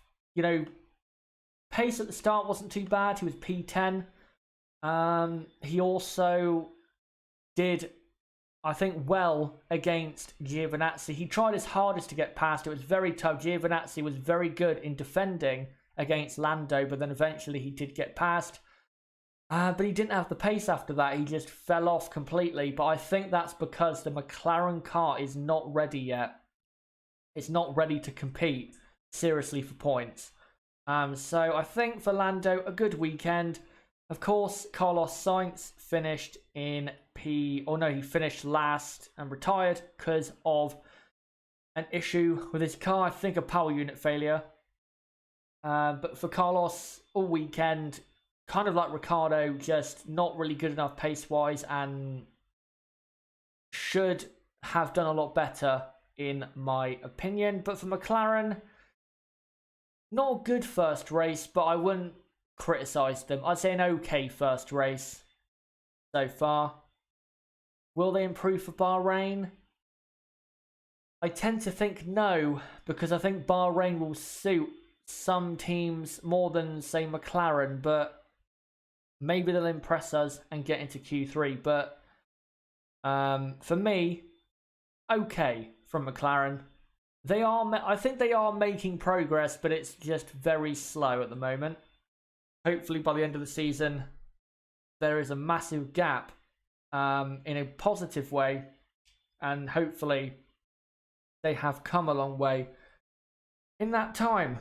Right, I will now start talking or move on to Alfa Romeo. For me, Alfa Romeo, I think Alfa did well enough, to be honest. I think it was a good enough race from Kimi Raikkonen.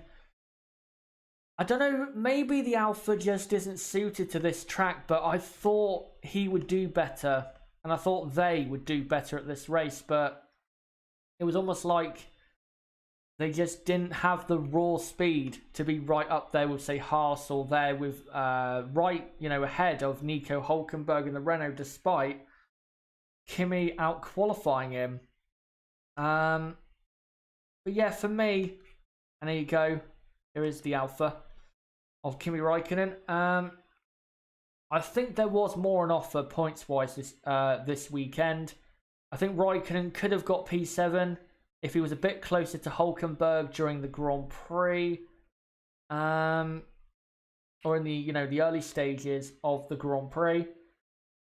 The one driver for me that was not good today was Antonio Giovinazzi. P15. I'm sorry, that is not good enough. Kimi Raikkonen had the ability to finish P7 in this Grand Prix and finished in P8. Antonio Giovinazzi, the only time we really saw him was him holding up people. He made a bit of a silly mistake against Kevin Magnussen. Yeah, just not good from Giovinazzi. He has to step up, because if that's going to be his common performance, then he will be kicked out of that team. So hopefully for Bahrain, he can be a bit better than 15th place and also 14th in qualifying. But for Alpha, I'm going to say good weekend, because if you compare it to last year when they were Sauber, they ended up with no points. This year, 4 points. So as long as they can just improve upon every weekend they did last year, this year, then it should be a good enough season. But yeah, I'd say good for Alpha, but it could have been better. It could have been better. They did not maximise the potential of that car, in my opinion. I think the potential was a P7 finish, and they didn't get that when they really should have. But I think now we will move on to Haas, who had the best car in the midfield today, and I'm really happy that they got a points finish with Kevin Magnussen, because of course last year they were going to finish, say, P5, P6, and they ended up with nothing. And yeah, it was just good to see that this team was able to get something from this Grand Prix when last year they did not. Kevin Magnussen P6, good pace from lap 1 to lap 58, was always going to finish at the front of the midfield, I think. And yeah, was very good. A quiet race, but a good race, I think, for K-Mag. And here you go, here is Grosjean. But for Grosjean, I feel sorry for Grosjean, because he was doing well and then had a pit stop failure on the left front, dropped loads of positions, and then retired because of it. So it's happened once again for Roman, and he did nothing wrong. I think he also drove just as well as K-Mag, but doesn't have the result to show for it. So disappointing, but what can you do when that happens? You can only do your best, and you can only control what you can control, and you can't control that if you're a driver. So disappointing for him, but I think performance-wise he should not drop his head, because he did, I think, as well as he could have this weekend, qualifying 6th and then running up in 6th and 7th in the Grand Prix. But for me, Haas have the best car in the midfield again, and I think in Bahrain Haas will be even stronger than they were in Australia, because I think Bahrain suits the Haas car slightly more than Australia does. Australia suits the car, but so does Bahrain. But I think Bahrain, it suits that car slightly more. So expect Haas to be at the front of the midfield again in Bahrain. But let me now move on to Scuderia Toro Rosso, who I think had a good race. Danny Kvyat P10. He could have finished P9 if he had conducted himself against Lance Stroll a bit better when going for the position. But a points finish is a points finish. and he had a good race, and I think he has gone under the radar as to who was good today and who wasn't. So yeah, good there for Kvyat. Albon finished. Where did Albon finish? Was it P14? I think it was, and not far behind Perez and Norris. I think. Yeah, it was P14. I think Albon, fell victim to lack of experience, because at some points where he should have made an overtake or he made a mistake, I think he just didn't have that experience to, keep it under control or make that decisive overtake. He'll get better with that. But yeah, I think he could have done better slightly at two separate occasions. He could have defended better from Perez. He made a mistake and almost hit the wall. I lost that position. But yeah, I think he'll learn from this and use this usefully going into Bahrain, where I think he will be better, because Bahrain, he knows that track. He's raced around that track before. Also, Norris and Russell will be better at that track because they've raced there before. Melbourne is a totally new thing to those drivers. So I think Albon will improve for the next Grand Prix. But for Kvyat, good result. And for Toro Rosso, good result. And if they can replicate last year's amazing result, Pierre Gasly, then Toro Rosso are a team on the rise, currently in Formula One. But now I will move on to Racing Point, who, with Lance Stroll, had a very good result. And I'm just going to admit it, I have been a massive critic, as you guys will know, of Lance Stroll. But I will admit, a great performance when there has been a great performance. And Lance Stroll was great today. He was second for me in the Drivers of the Day listing, or whatever you want to call it. He was great today. Starting P16, was very competitive in the midfield battle. When other drivers were stuck behind Giovinazzi, he put in the laps, put in the lap times, got out ahead. And if that Racing Point was more competitive, he could have passed Raikkonen and even Hulkenberg. So, a good race for Lance. And again, even though I'm critical of the guy, I can admit when someone has a good race, and he did. He did have a good race. He did exactly what he needed to do if he wanted to get a points finish, and that's what he got. So, great result for Lance. Perez struggled today, I think. Because he was held up behind Giovinazzi in that train, I think that's what cost him compared to, say, Stroll. He should have passed Norris, to be honest, Perez, because he was faster. So, not the best race for Perez, but I think for this team, they will be very happy. They've come away with 2 points, and they also, they should be a team like a Toro Rosso or an Alfa Romeo who should go down as having a good weekend, because they've come away with more points from this race than they did last year when they were, either Sauber, Force India, or literally Toro Rosso. So, a good race for Racing Point, and a very, very good one for Lance. And congrats to them. But I will now end off with the toothpaste team, or Colgate F1, as I like to call them. If I can get a picture of them on screen. For Williams, how can you really talk about their race? Nothing happened. They basically just benefited from other people retiring. There was nothing really to talk about with Williams. It was just a race that they participated in but didn't really do anything in. And there is, I'm pretty sure this is Robert Kubica, who didn't have the greatest race, losing his front wing at the start. I believe because of Daniel Ricciardo's issue, he also fell victim with his front wing. But a pointless race for Williams, and that is something you guys will have to get used to with Williams. They're not going to score points at all in 2019. They're not going to have the pace to do so. I would be massively surprised if they ended up scoring a point. But guys, let me now try and get your final thoughts of what happened in the 2019 Australian Grand Prix. I will be doing a race review tomorrow night, 6 p.m. UK time. Don't forget to subscribe for more content like that. But yeah, give me your initial reaction, but your final thoughts, of this stream. So, yeah, I want to end on that. Right, let me take a look at some comments. They're flashing by very, very quickly as it's updating itself as I've been talking about all the midfield teams.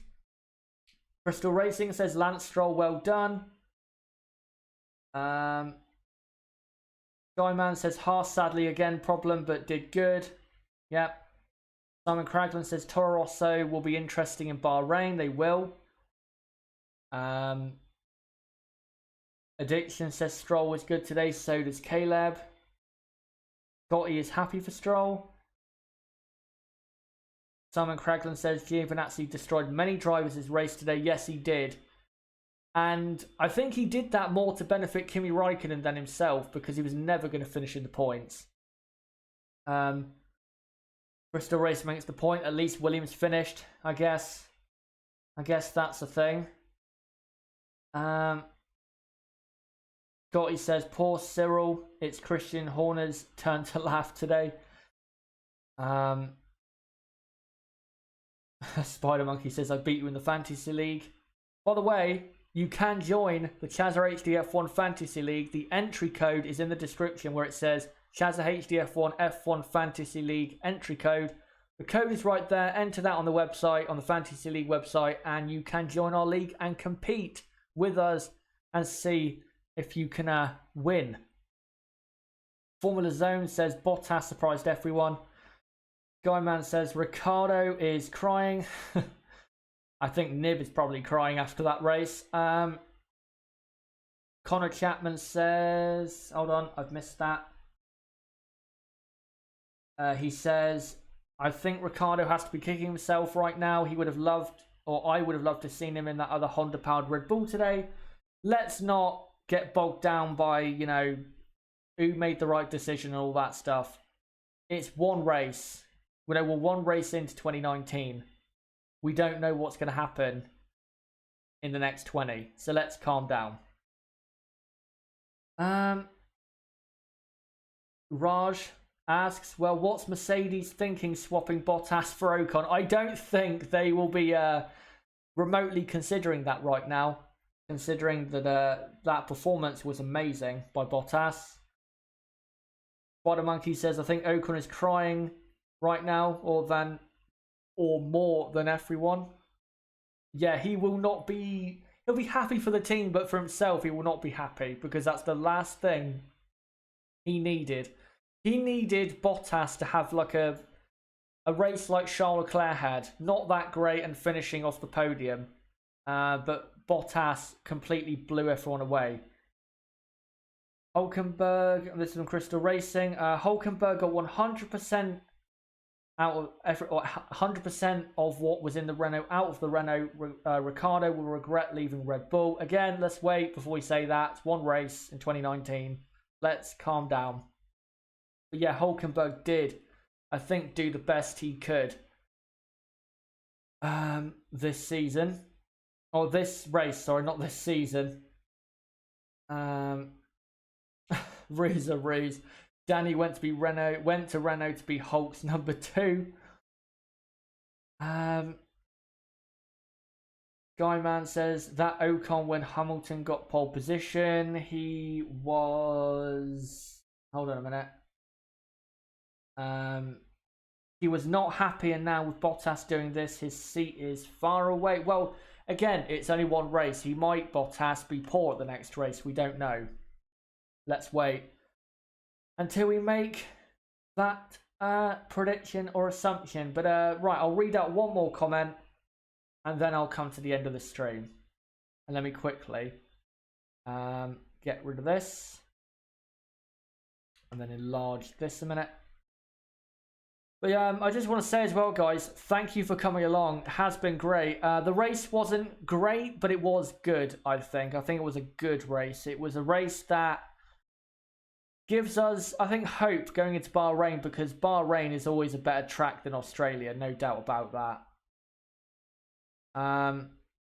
So yeah, make sure you come along for Bahrain, because Bahrain will be a lot better, because you got what, turn 1, turn 4, I think turn 11 or 12 at the end of the second DRS straight where you can pass. You've got plenty of places to pass, and it's a wide track in Bahrain, so Bahrain is going to be a good one. Matthew Felton says, was a very good race in my opinion. Simon Craglan asks what my team name for in the Fantasy League is. It is Colgate F1. Right, I'll find, and as Scotty says, remember to hit the like button. Right, I'll find one more comment, and then I will come to the end of the stream. Let me just find the best one I can. Oh, there's so many good ones. I'm trying to find the best one. I can't pick one. There's so many good ones that I could end on. Skyman says great race overall. I'm trying to pick one. There's so many good ones.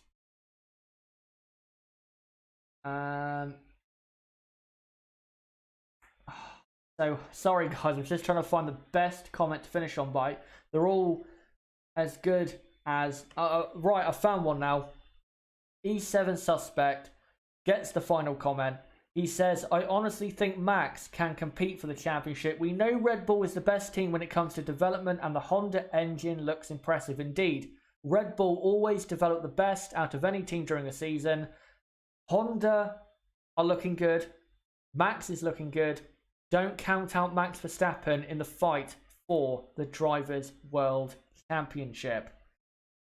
But guys, that has been it for the 2019 Australian Grand Prix race watch along. Thank you guys for coming along, and I just want to say as well, if you're new to the channel, thank you so much for subscribing. We've gained so many subs this weekend, had so many views. Every single one of you, thank you so much. I love you all. Again, thank you for watching, tuning in, liking the videos, subscribing. I love you all. And yeah, it's been a great weekend as 2019 is finally underway. Now, I just need to let you guys know of the schedule. So tomorrow night, I'll be live at 6 p.m.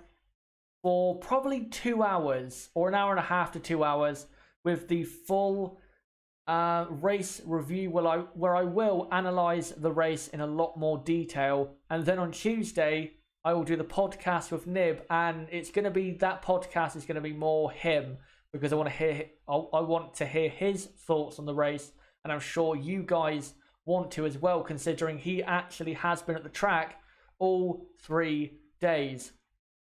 So don't forget to subscribe for that content coming up. Bottom right of the screen, you can click subscribe right there, or click on my channel name, go to my channel page and subscribe to the channel. Like this video, comment down below what you thought of this video, and what did you think of the first race of 2019? Was it good? Was it boring? Was it great? Was it terrible? Let me know. And what did you think of some of the drivers' performances, and Mercedes, Ferrari, Red Bull, all of that stuff as well. Don't forget to join my Fantasy League. The entry code is in the description where it says entry code for Fantasy League right there. Don't forget to enter that on the website and join our league. Don't forget to join my Discord server, link below in the description. That is the best place for notifications for my videos, and the community over there is really growing every day, really, and it'd be great to have you over there. That's really the hardcore Chazza HDF1 community, and that's why notifications are a lot better for my videos and streams in there, because people will help you out as to getting you to watch my videos or streams. Also, follow me on Twitter at Chaz6110. A great way to keep up to date with me and what I'm doing on the channel. And if I'm not uploading or going live for some reason, you'll find out most likely on Twitter. And also, don't forget to check out my website, chazahd.com, for more content like this. But guys, until the Bahrain Grand Prix in 2 weeks' time, but then also until the race review, the full race review where we'll go deep into what happened today. Until then, tomorrow night, 6 PM UK time, it has been me, ChazahD. Goodbye.